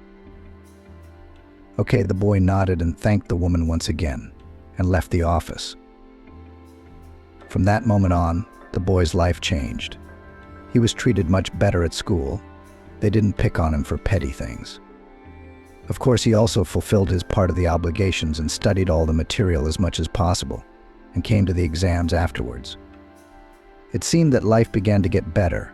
Everything became calm, measured, as suddenly life threw up new tests even worse than all the previous ones. One evening, returning home, Max found a very unusual picture. In the living room was a huge number of guests who congratulated his mother on something. For a few seconds, stood in complete confusion. He decided to approach a familiar woman and ask what was going on. But the answer simply shocked him beyond belief. "So your mom's been proposed to. In a few weeks they will be married and become a full-fledged family." The woman smiled, obviously happy about this event. "To be honest, I didn't believe that this guy would make a move. But he pleasantly surprised me. I'm glad your mother was able to find someone." She continued to say something excitedly, but Max couldn't hear her anymore. He was looking intently at his mother, who really seemed happy. Really, is this how it's going to be? Is John really going to be his new father?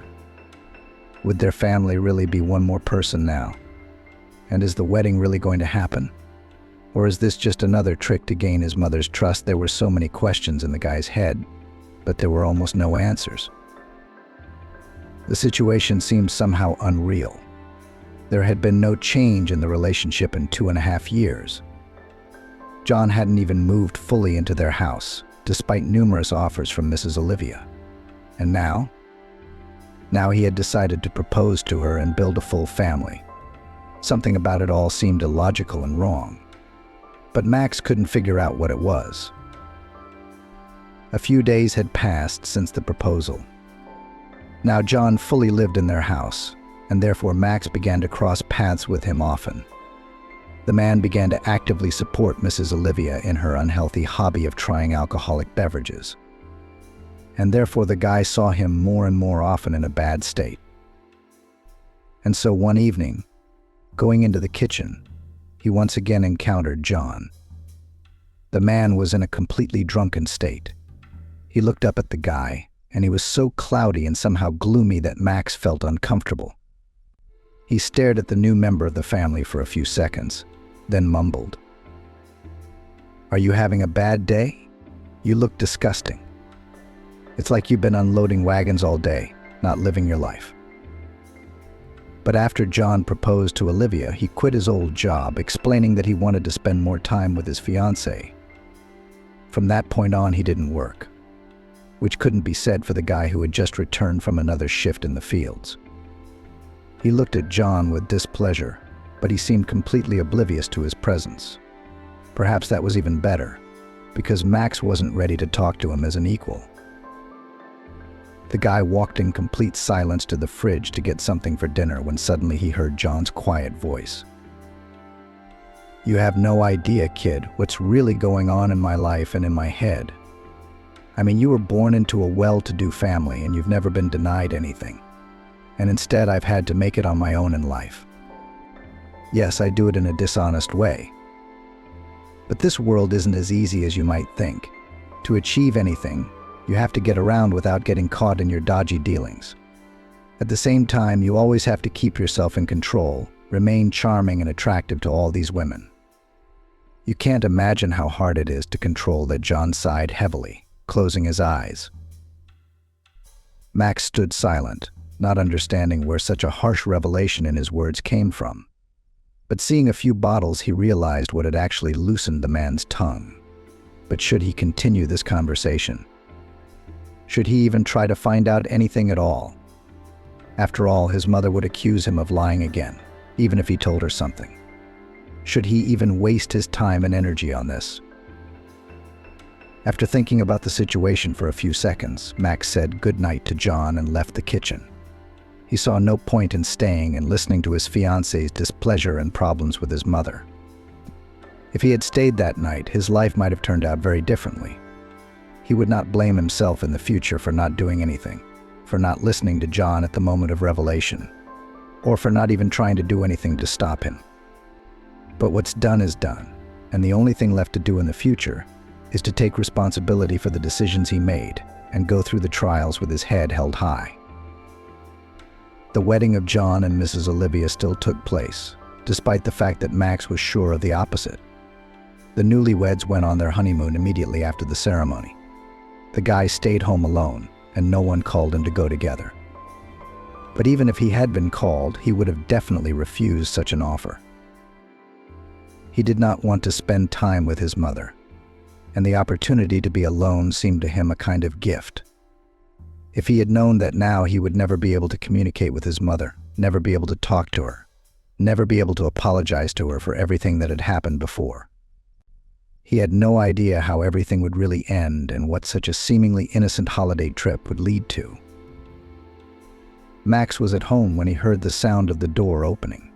He looked at the time and the number on his phone. It was too early for a return from a wedding trip. His mother had planned to be back in at least 2 weeks, and it had only been 9 days. Holding his breath, he got out of bed, not realizing who could have been brought to his house at this hour. Suddenly, he remembered that he had left the front door unlocked, so anyone could have come in. He felt uneasy at the thought that a complete stranger could have come in. Could it be a burglar who decided to take advantage of the owner's departure, not knowing that someone else lived here? Or had John's associates decided to clean out the house in his absence so that no one would think anything of him? The thoughts in his head were not the most pleasant, and at some point in his head even flashed the desire not to go anywhere. But fear and interest made the guy still leave his room. He slowly headed towards the entrance, having no idea who he was about to meet. Cautiously peeking out from around the corner, Max froze in bewilderment. Standing on the threshold was John. He seemed somehow confused and lost. For a few seconds, the boy tried to figure out what was wrong. Then suddenly the realization came to him that his mother was not with her newly wedded spouse. He had returned alone and was now looking around, clearly trying to see if anyone was home. For a few seconds, Max watched his behavior. Afterwards, he decided to come around the corner. John stirred when he saw the guy and abruptly shifted his gaze to him. An uneasiness began to rise inside. He shifted his gaze to the boy and then shook his head slowly from side to side. He covered his eyes, as if trying to cope with his emotions, and said nothing. He just collapsed in Max's arms, as if completely drained of strength. For the first few seconds, the guy held him in utter bewilderment, and then he unclenched his hands and spoke irritably. "What does all this mean? What do you mean, no? What do you mean?" John involuntarily raised his knee, as if trying to defend himself from Max's attacks. But the guy wasn't going to back down that easily. He squatted down. "If you don't tell me now where your mother is and what happened to her, you'll never speak again. You hear me?" There was a steely note in the guy's voice, and it made John really scared. He opened his eyes, trying to focus. Then, in a depressed, almost inaudible voice, he spoke only 3 words. "She's gone." Then he closed his eyes again, pulling his knees even higher and trying to calm the storm that was raging inside him. A tear trickled down the man's cheek, letting Max know he was serious. Confusion, pain, incomprehension all mixed together. An inexpressible feeling that simply couldn't be ignored. Fear rose higher and higher, making his heart beat faster and his legs shake. Max sank to his knees, staring at the floor, and thought for a few minutes about what he had heard. It seemed like some kind of evil joke that couldn't be true. It was only a few days ago, after all, that he had spoken to her, seen her smile. He had only seen freshly posted pictures on her social media the day before yesterday. "How can you do this? Are you messing with me?" the guy said irritably, rising sharply to his feet and hovering over John. "What have you done to your mother? Do you have any idea what I could do to you? Look at me when I'm talking to you." The guy abruptly turned John face up, yanking his hands away from his face. There was so much fear and terror in the man's eyes that it was simply impossible not to notice. Here is the edited text, taking into account your instructions. The uniformed men were rapidly approaching Max, who was looming over John. The look on the man's face was bad. For a moment, it even seemed to the guy that the man wasn't moving, but he wasn't. Immediately after Max was dragged away from the man, John promptly jumped to his feet, moving several meters away from where he had just been lying. He looked frightened and confused. The man's gaze was blank and directed somewhere past Max, who was looking at him with disdain. The guy was not going to accept the situation so easily, so he began to break out and shout, trying to continue what he had started. "Let go now. Him. It's his fault my mom's gone. I'm not going to leave him a happy and carefree life so easily. He must pay for what he's done. Let go." Max screamed and tried to break free of the police officer's grip, but he couldn't. The law enforcement officers looked at each other, shifting their gaze to John. It seemed to them that the man was completely out of his mind, whether he was so depressed by grief or under the influence of some strange drugs. After a few seconds of reflection, while continuing to hold the rambunctious Max, who kept trying to break free, one of the officers turned to his confused partner. "Here's the deal. I'm taking this one with me now." He pointed at Max, who had become a little calmer in his arms. as if he were gradually calming down. "You take the other one. Call for backup. We can't drive them in the same car. I'll see you back at the unit." Max felt his hands clenched tighter behind his back, and the next second they were cuffed. He turned at the policeman in bewilderment but said nothing, realizing that after what he had seen he was unlikely to be believed. He walked obediently to the car and turned one last time to look at John, who was staring in his direction. Then the door of the police car closed sharply in front of his face. Max was put in solitary confinement. They hadn't decided to put him in with anyone else, apparently worried that the problem might be the guy who just happened to be inadequate. He'd seen John being led past, and all requests to put them together had been refused. Perhaps it really was better this way. After all, Max was completely unsure of his own actions and powers. It seemed to him that he could do something terrible without any problems, and he would not regret it at all. So the guy sat all night behind bars. He did not sleep. In his head were the most unpleasant thoughts. But somewhere deep in his soul was the hope that it was all just a stupid joke which had nothing to do with reality. That John had really been on something, so he'd made up all the nonsense he'd said to him when he got home.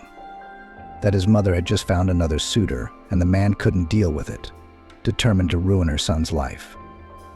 Outside the window, dawn broke. Max rose powerlessly from his bunk, feeling his entire body break incredibly from fatigue. He still couldn't bring himself to sleep without knowing what had happened to his mother. Unable to bear the unknown any longer, he started screaming, demanding to call a member of staff and tell him something. After a few minutes of shouting, at the moment when it began to seem that no one would come through, a stately man of age approached the cell. For a few seconds he looked at the prisoner in complete detachment, and then calmly said, "What kind of circus are you putting on here? You were told to wait for the trial. So you're going to sit and wait. No one's going to tell you anything just because you want to. We have no reliable information except that your mother's husband is under the influence of some strange drug. He'll come round shortly and we'll question him. Until then, I would ask that you behave according to the rules. Otherwise, we'll put you in solitary confinement, not at the station, but in prison, where you can scream all you want. I hope we understand each other." The man was about to leave when suddenly behind him came the excited voice of a boy. "What about my mother? Did you find out what that creep did to her? She hasn't been in touch. And he himself said that she was gone." Maxim involuntarily switched to shouting, but immediately stopped talking, seeing the man's displeased look. The employee came closer to him, sighing heavily, then spoke without a drop of irritation. "Son, I understand your emotions perfectly well. I too lost my mother early, but as of now, the guilt of the detained man has not been proved. We can't make any judgment until the investigation is complete. It could take a long time. If we prove his guilt, he'll go to jail. And if not, the man spread his hands, making it clear that in such a situation he would be completely powerless." A few seconds of tense silence passed when Max spoke through gritted teeth. "If it turns out that he's involved in this whole thing, I'll deal with him myself. He won't wait for real justice. I'll do it myself." The man heard the boy's words perfectly well, but did not answer him. He only sighed heavily and went back to his office, not wanting to continue such a difficult dialogue. It seemed to Max that time was dragging on endlessly. From time to time he listened to the strange sounds that came from the depths of the building, but he could not understand what was going on there. At some point his body just gave up, and the guy fell into a restless sleep. He kept turning round and could not bring himself to stop thinking about something bad. Several hours passed in this way, as suddenly someone's hand touched him. Max woke up abruptly on the bed. His eyes immediately met with the police officer who had come in the morning to his screams. The man looked completely distressed, looking down at the floor. He did not raise his eyes to the lad, though he could see perfectly well that he was looking at him anxiously. After a few seconds of tense silence, Max was the first to speak. Well, did you manage to find out? You didn't just come to my cell to keep me company. Did he tell you anything? Did he tell you where my mother is and why she hasn't been in touch? What happened?" Max watched as the officer sighed heavily, closing his eyes. And then his heart skipped a beat. He realized that nothing good was going to be told to him, so he needed to start preparing for the worst right away. "What happened? Stop talking. This is bullying. Tell me what happened." Max started screaming. He was on edge, and he couldn't bring himself to stay calm, even when talking to a policeman. "I'm sorry, kid," the officer said, looking up at Max. "Your mother is really gone." The detained man said that they were relaxing on some beach when they were approached by locals. They offered to have a good time and buy strange cocktails. According to him, he immediately refused such an idea, but his wife insisted. He paid for them, after which they continued to admire the view. The cocktail seemed strange to him, and he refused to drink it. But your mother said that she liked the taste very much, so she would finish the whole thing. Since her husband was against it, she took the second cocktail, took a few sips, and then returned to her drink. At some point, the detainee felt that something was wrong. The picture in front of his eyes became less clear.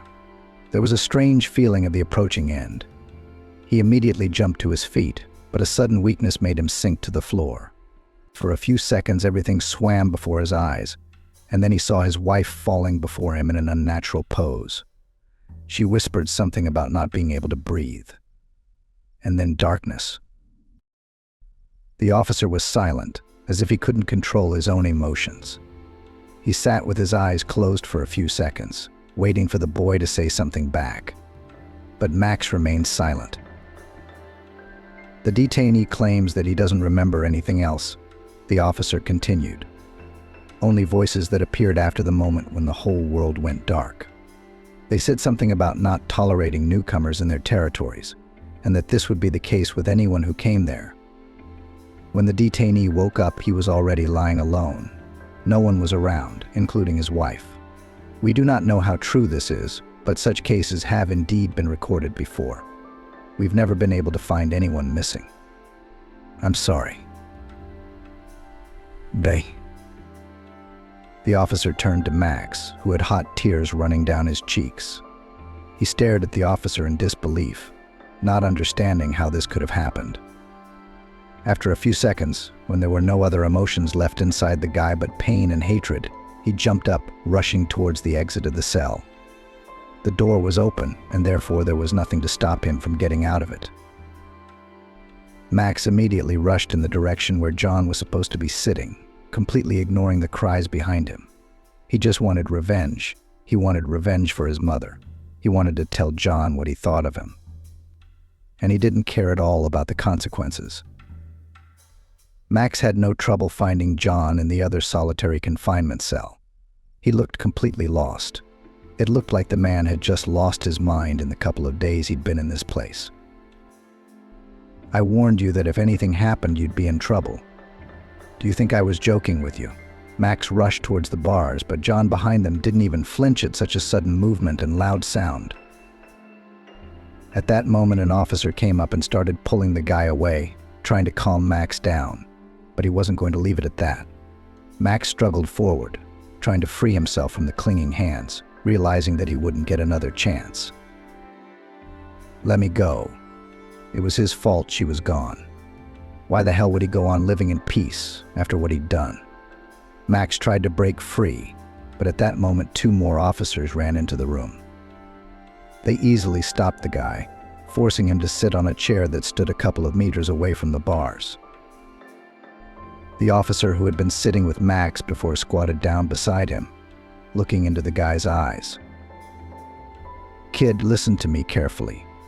It's not a good idea to try to get revenge on your own. You've got to realize that's not an option. You'll only jeopardize your future. We'll figure it out, and you don't have to get involved, okay?" The man looked at the boy carefully, not giving him a chance to shift his gaze to John behind the bars. "You need to think about what you've got to live and live on from here. And if you ruin your reputation now, it will be extremely difficult to restore it. Plus, you'll have a criminal record on your record forever. And no normal place will hire you to study or work. I promise you I'll handle this personally. But you have to promise me you'll stay out of it, okay?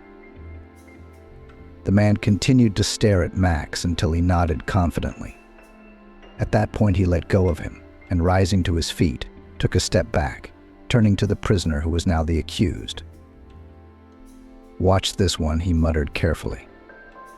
"Don't let him do anything to himself until we know what's going on, and I'll ask you personally if anything happens to him. And with him." The man turned back to Max, who was staring emotionlessly at the floor in his chair. He sighed heavily and mouthed, "Something has to be worked out with him too. You can't just leave him in your ward. Besides, he's a minor. There could be some unpleasant consequences for our department for detaining him. We should let him go."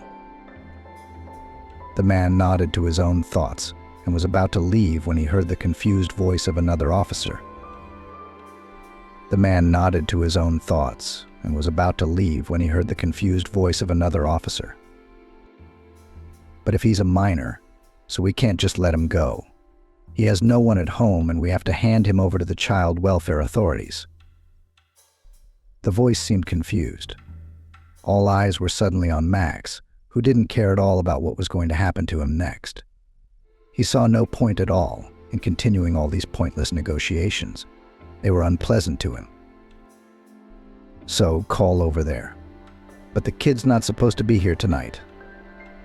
Let me know how it turns out, where I can find him in the future." "Execute," said the man. After saying that, he walked out of the office, leaving Max with the other law enforcement officers. They called the child welfare authorities.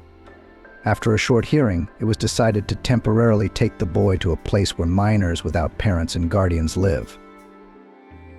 Max did not resist, just did what he was told. It seemed that there was nothing else left in the world that could please him or become for him a new meaning of life. But he couldn't even imagine how his life would turn out in the future, and how different a person he would be in just a few years.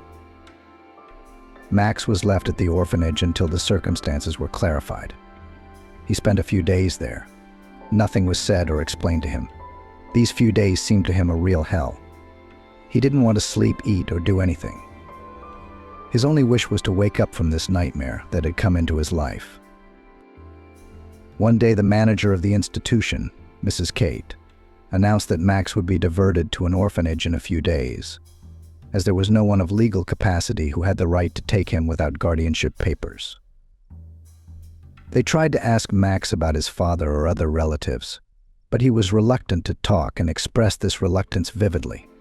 He was well aware of what would happen to him next. He had acquaintances who grew up in orphanages, and, according to them, the conditions there were not the best, but rather terrible.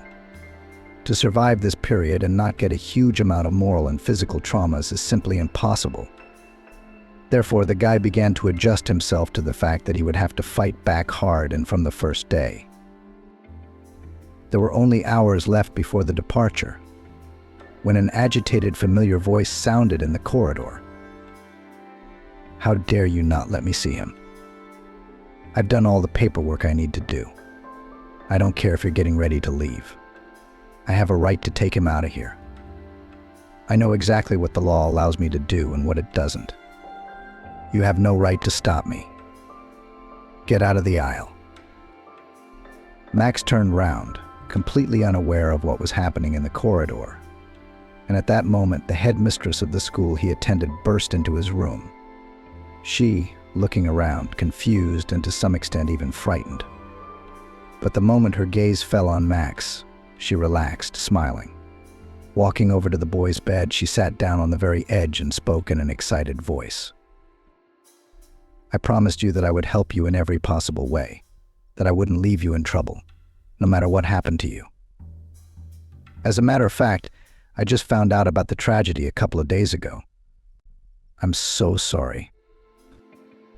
The woman was silent for a few seconds, as if gathering her thoughts. Then she added, "I'm sorry I didn't talk to you about it beforehand. but I have decided to apply for custody of you. Of course, I believe that your mom will be found safe and sound. Maybe she'll come home soon and the guardianship is a temporary measure. And as soon as everything's okay, I'll give it up. I did it so they wouldn't take you to an orphanage. I don't think that's where you want to be."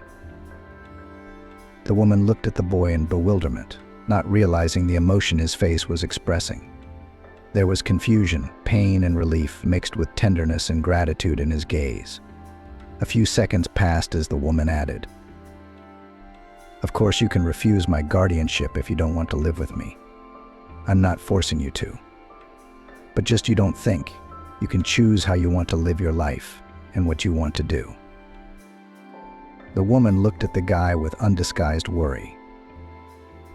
He was silent for a few seconds, and then he spoke in an uncertain voice, looking into the woman's eyes. "Thank you so much. I never imagined that you would be there for me in such a situation. Thank you." Max pressed himself sharply against the woman, trying to convey all the feelings and awe that were in his soul. He couldn't even imagine that life would turn this way after so many problems. After a tremendous amount of trials, some relief finally came. The guy felt his whole body start to beat a small shiver. After so many problems, after constant tension, after sleepless nights, after worrying about the future, he could finally relax. Finally, there is something good in his life, which he is extremely grateful for. But the woman covered her eyes and sighed heavily. Max did not hurry, realizing that the topic was not the easiest for her. He looked at the woman in silence, waiting for her to continue talking. "But after my beloved Ben was gone, I just couldn't imagine being the wife of someone else. You see, I loved him so much that I couldn't feel anything like that for anyone else. I was sure the pain would go away eventually, and it did. But in its place, there was nothing new. The emptiness kept me from feeling like a complete woman for years. It made me doubt the rightness of every decision I made. It seemed to me that I simply could not be a complete person without my beloved by my side. And that was just the way it was." She looked up at Max and smiled sincerely.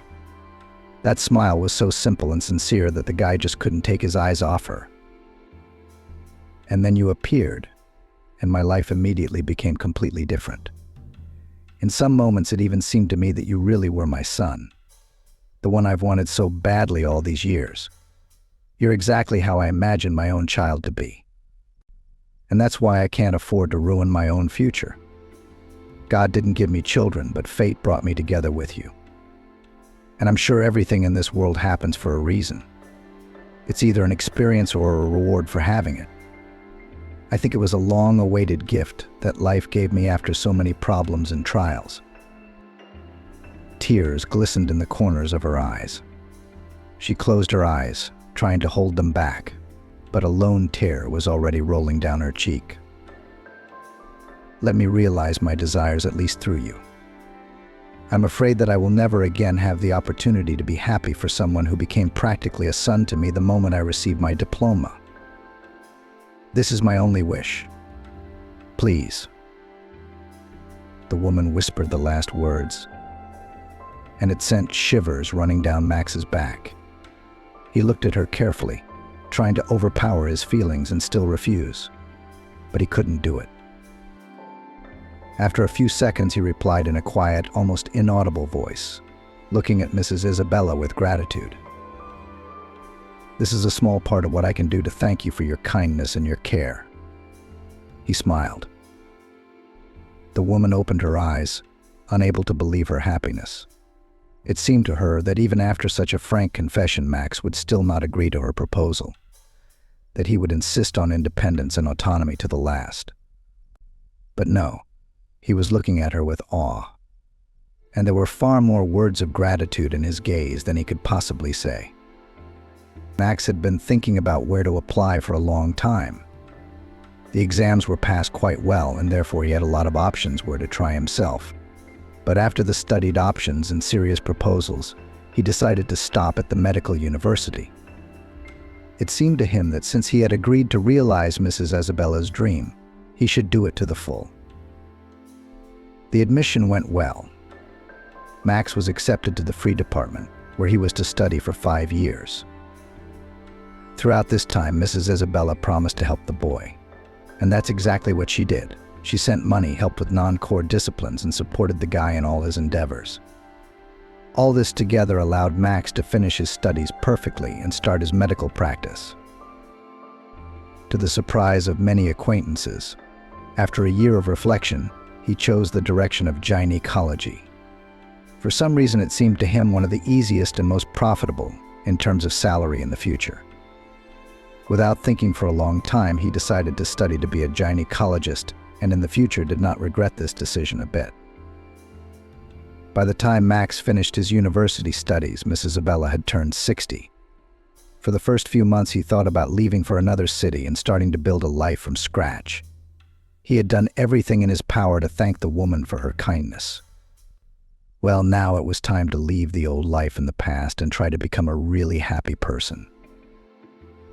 The boy was sure it would be easy to leave. After all, he'd wanted to for so long. But life is ordered in a completely different way, making it clear that his place is in this town and that he must stay here. And in the future, it will play an important role in the life of Max, who will still be able to become really happy. On the day of farewell, when the guy had already packed all his things and was preparing to leave for another city, something completely unforeseen happened. He was quietly folding the last t-shirts in his bag as Mrs. Isabella came into the room and for a few minutes in complete silence looked at the guy, not daring to say anything. Max glanced at her several times but did not dare to start a dialogue either. Finally, at the moment when Mrs. Isabella was ready to leave, he asked, "Did you want something? You didn't just come to stand at the door, did you?" Max paused, looking at the woman intently. The woman turned round and smiled, replying, "I just wanted to tell you that I'm very proud of you, and that I'm going to be lonely without you in this house. I'm so used to having you in my life. It's just going to be hard to get used to you being an adult and on your own." The woman's smile grew sadder at that moment. She closed her eyes, trying to calm down and keep talking. "You know, you could have stayed in our town to be near us. Sure, you'd rent your own house or flat, and in the future you'd definitely buy something. That way we'd stay close, but you'd become quite independent." She looked at the guy with hope, but in his eyes there was only regret and sadness. It became clear that Max was not burning with the desire to continue living in this city. Nodding sadly a few times, the woman added, "I'm sorry, don't think I'm pressuring you. I just wanted to offer you an option. I'm sure you'll be a great professional." The woman closed her eyes abruptly. Breathing noisily, she slowly sank to the floor, clenching her eyelids tighter and trying to stop the strange, tugging pain. Max immediately ran over to her, not sure what he should do. Checking her pulse, he immediately dialed the ambulance number. "I'm fine. Don't worry, it's just age. It's just a few minutes now and I'll feel much better." "You see, everything will be fine," the woman mumbled, trying to calm Max down. But the guy knew perfectly well that there was nothing good in such a sharp pain and change of condition. And he was thinking about the worst. And that's exactly what happened. The ambulance took the woman to the hospital for examination and diagnosis. Max went with them to stay informed of everything that was going on. Half an hour later, a doctor Max knew from his time in practice came out of the room. He rubbed his eyes tiredly, then looked up at the guy and spoke in a tired voice. "Heart trouble. She'll need to be looked after. She asked me not to tell you what happened. So you can go to another city with peace of mind. But I can't do that. You know the problems people like that face. If you don't pay enough attention to them, the consequences can be bad." The man patted the boy on the shoulder, adding, "Of course, the decision is yours. I know very well that she's not your birth mother. But she did a lot to make you the person you are now." After these words, the doctor left, leaving Max in complete bewilderment. He stared at him in silence for a few seconds, then sighed heavily and went into the room. Mrs. Isabella was conscious. She was looking out of the window at the beautiful sunny day. Something in her appearance alarmed Max the moment he saw her. She immediately turned round at the sound of footsteps and smiled. "Why didn't you go home? I told you I'm fine. Just a little trouble, but it's okay now. You can go home in a few days." She smiled so sincerely that if Max didn't know the truth, he would probably believe her words. "You can keep packing. Just please say goodbye to me before you leave for another city. And don't forget to call me the moment you get there so I know you're okay." She spoke so calmly and judiciously that for a moment it even seemed to Max that everything was actually fine, and that the doctor had simply made a mistake. But the pallor and general soreness of her face said otherwise. He sighed heavily, sitting down next to Mrs. Isabella, and spoke in a calm voice. "I'll wait until you're discharged and then I'll think about moving. They'll wait for me in the new hospital, I'm sure of it." He smiled, trying to make the situation less tense. "Besides, how can I miss your birthday, which is next week? That would be completely unfair of me, wouldn't it?" He took the woman's hand in his own. They talked for a few hours, after which the guy went home. He had a difficult decision to make on which his future would depend. A few days later, Mrs. Isabella was indeed discharged home. The woman was standing in the street calling a taxi when Max came up to her with a bouquet of flowers. Surprised at his appearance, the woman spoke in a confused voice. "Weren't you going to go for an interview to get a job in another city? You might not be invited in the future because they think you are not responsible enough." The woman looked at Max with anxiety and incomprehension. He was completely calm and confident. "I've already passed the interview," Max said.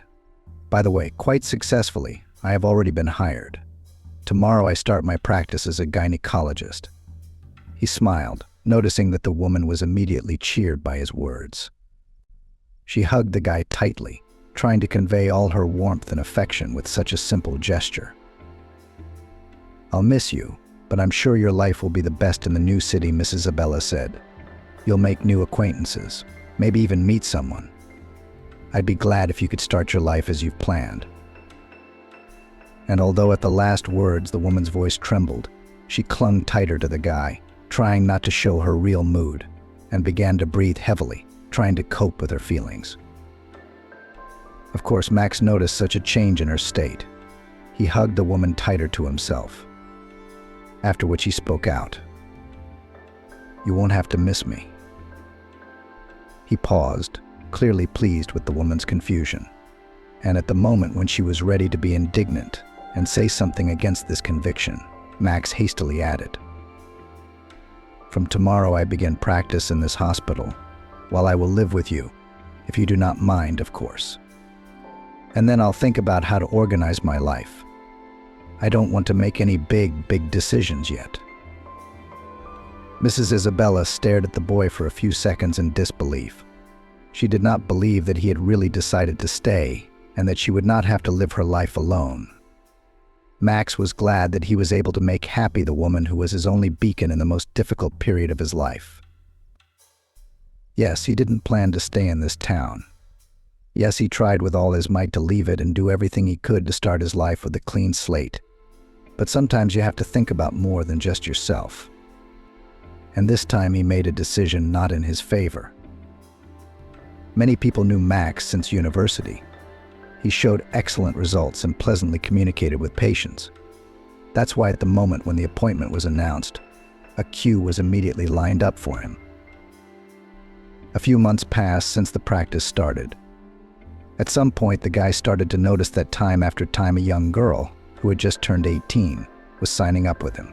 She was checked every month, and sometimes twice a month, even though there was no need for it. Of course, Max accepted, listened, examined, despite the fact that he sincerely did not understand such an obsessive desire to control her health. Ashley, that was the name of the guy's regular patient, had made an appointment with him again, even though she'd been to see him only a couple of weeks ago. When he saw her appointment, he wasn't surprised at all. but smiled wryly. She was the last one to see him that day. So Max was already prepared for hours of questions about her health and how to choose the right partner. But he couldn't imagine how this next appointment would actually end, and where his interest in the beautiful patient would lead. Ashley looked particularly attractive on this day. She wore a short dress, made an expressive makeup, and it seemed that she was going not to the doctor's office, but to a date where she was sure to please her chosen one. Sitting down on a chair near the doctor, she immediately noticed his interested look and smugly replied, Yes, I dressed like that today, especially for you. I see you liked my choice of outfit too, didn't you?" She, leaning on the table, looked at the man attentively and, catching his incomprehensible look, explained, "After all, you told me that you like it when girls dress expressively, that it gives them femininity and attractiveness in men's eyes. Remember, at the last reception. So I decided to take your advice to attract the attention of a man I like. And judging by your reaction, I'm doing just fine, didn't I?" Her gaze became more languid, more playful. She kept her gaze on Max, and he only mumbled, "I'm very flattered that you decided to make a good impression on me. And admittedly, you have succeeded. But I'm not interested in a relationship at work.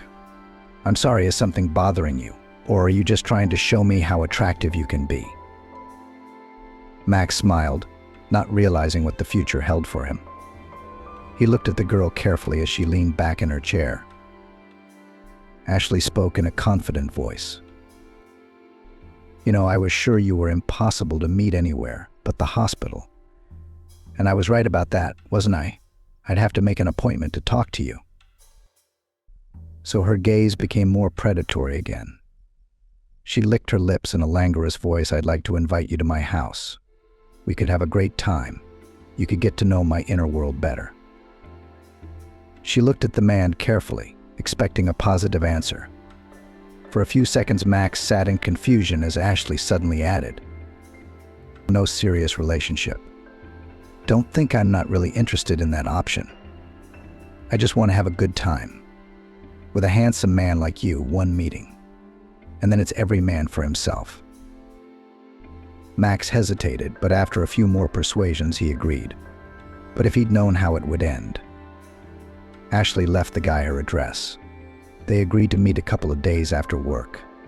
Max was looking forward to the meeting, already anticipating a great time. But fate had completely different plans for that evening. The guy did not prepare for the evening. He only chose a more or less decent outfit and styled his hair to look more attractive in the eyes of the girl. At some point in his head, he thought that he should take flowers, but he immediately canceled it. She was the one who had invited him. She had insisted on the meeting. Why should he splurge on her? And why should he try to please her? Standing by the door, Max reproached himself for coming empty-handed, but there was nowhere to go. He rang the bell, but there was no answer, reaching for the bell to ring again. He heard a strange rustling outside the door and opened it himself. Standing in front of him was a man who looked painfully similar to his father. He stared at Max absent-mindedly, never taking his eyes off him. Tears glistened in the corners of his eyes, but the boy was not to be broken by such things. He looked at the man carefully, asking with incomprehension, "I apologize, but this is Ashley's address. She left it for me a few days ago, and we'd arranged to meet. Maybe I just got the wrong house." He spoke calmly, though a storm was brewing in his soul. Could there really be people so similar? Or had his father been so close to him all this time? The man stood silent, as if he didn't know what to say either.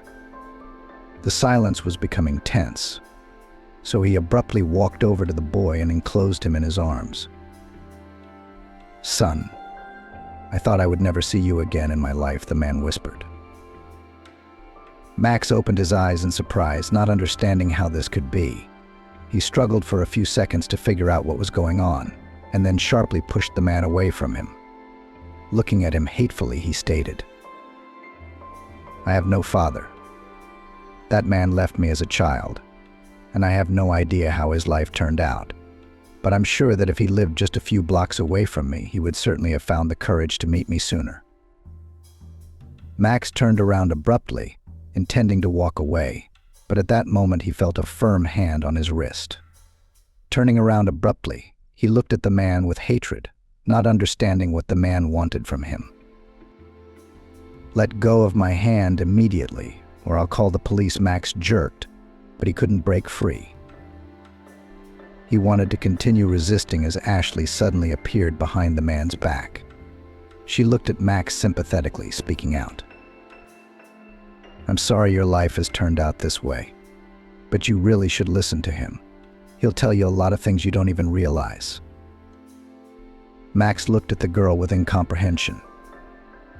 For a few seconds he doubted the correctness of his next decision, but still he entered the house and agreed to listen to his father. But would he have known what he was about to learn? Max's father told him that for years he had been trying to get in touch. He had called, sent messages, and even letters, but they had all gone unanswered. He came home to his former spouse to try to reconcile, to return the relationship. But everything was unsuccessful. She did not believe in his words. And after a while, she filed a petition in court to limit Max's communication with his father. She cried all the time of the meeting, inventing horrible stories, which were not really. As a result, the judge issued a judgment on the basis of which the man could not go near his own son. He showed Max the court's judgment to somehow prove his words, showed numerous messages that were sent every year with a plea to allow him to communicate with the child. The man talked for a long time about how difficult it was for him all these years, how he missed and looked for all possible ways to see Max.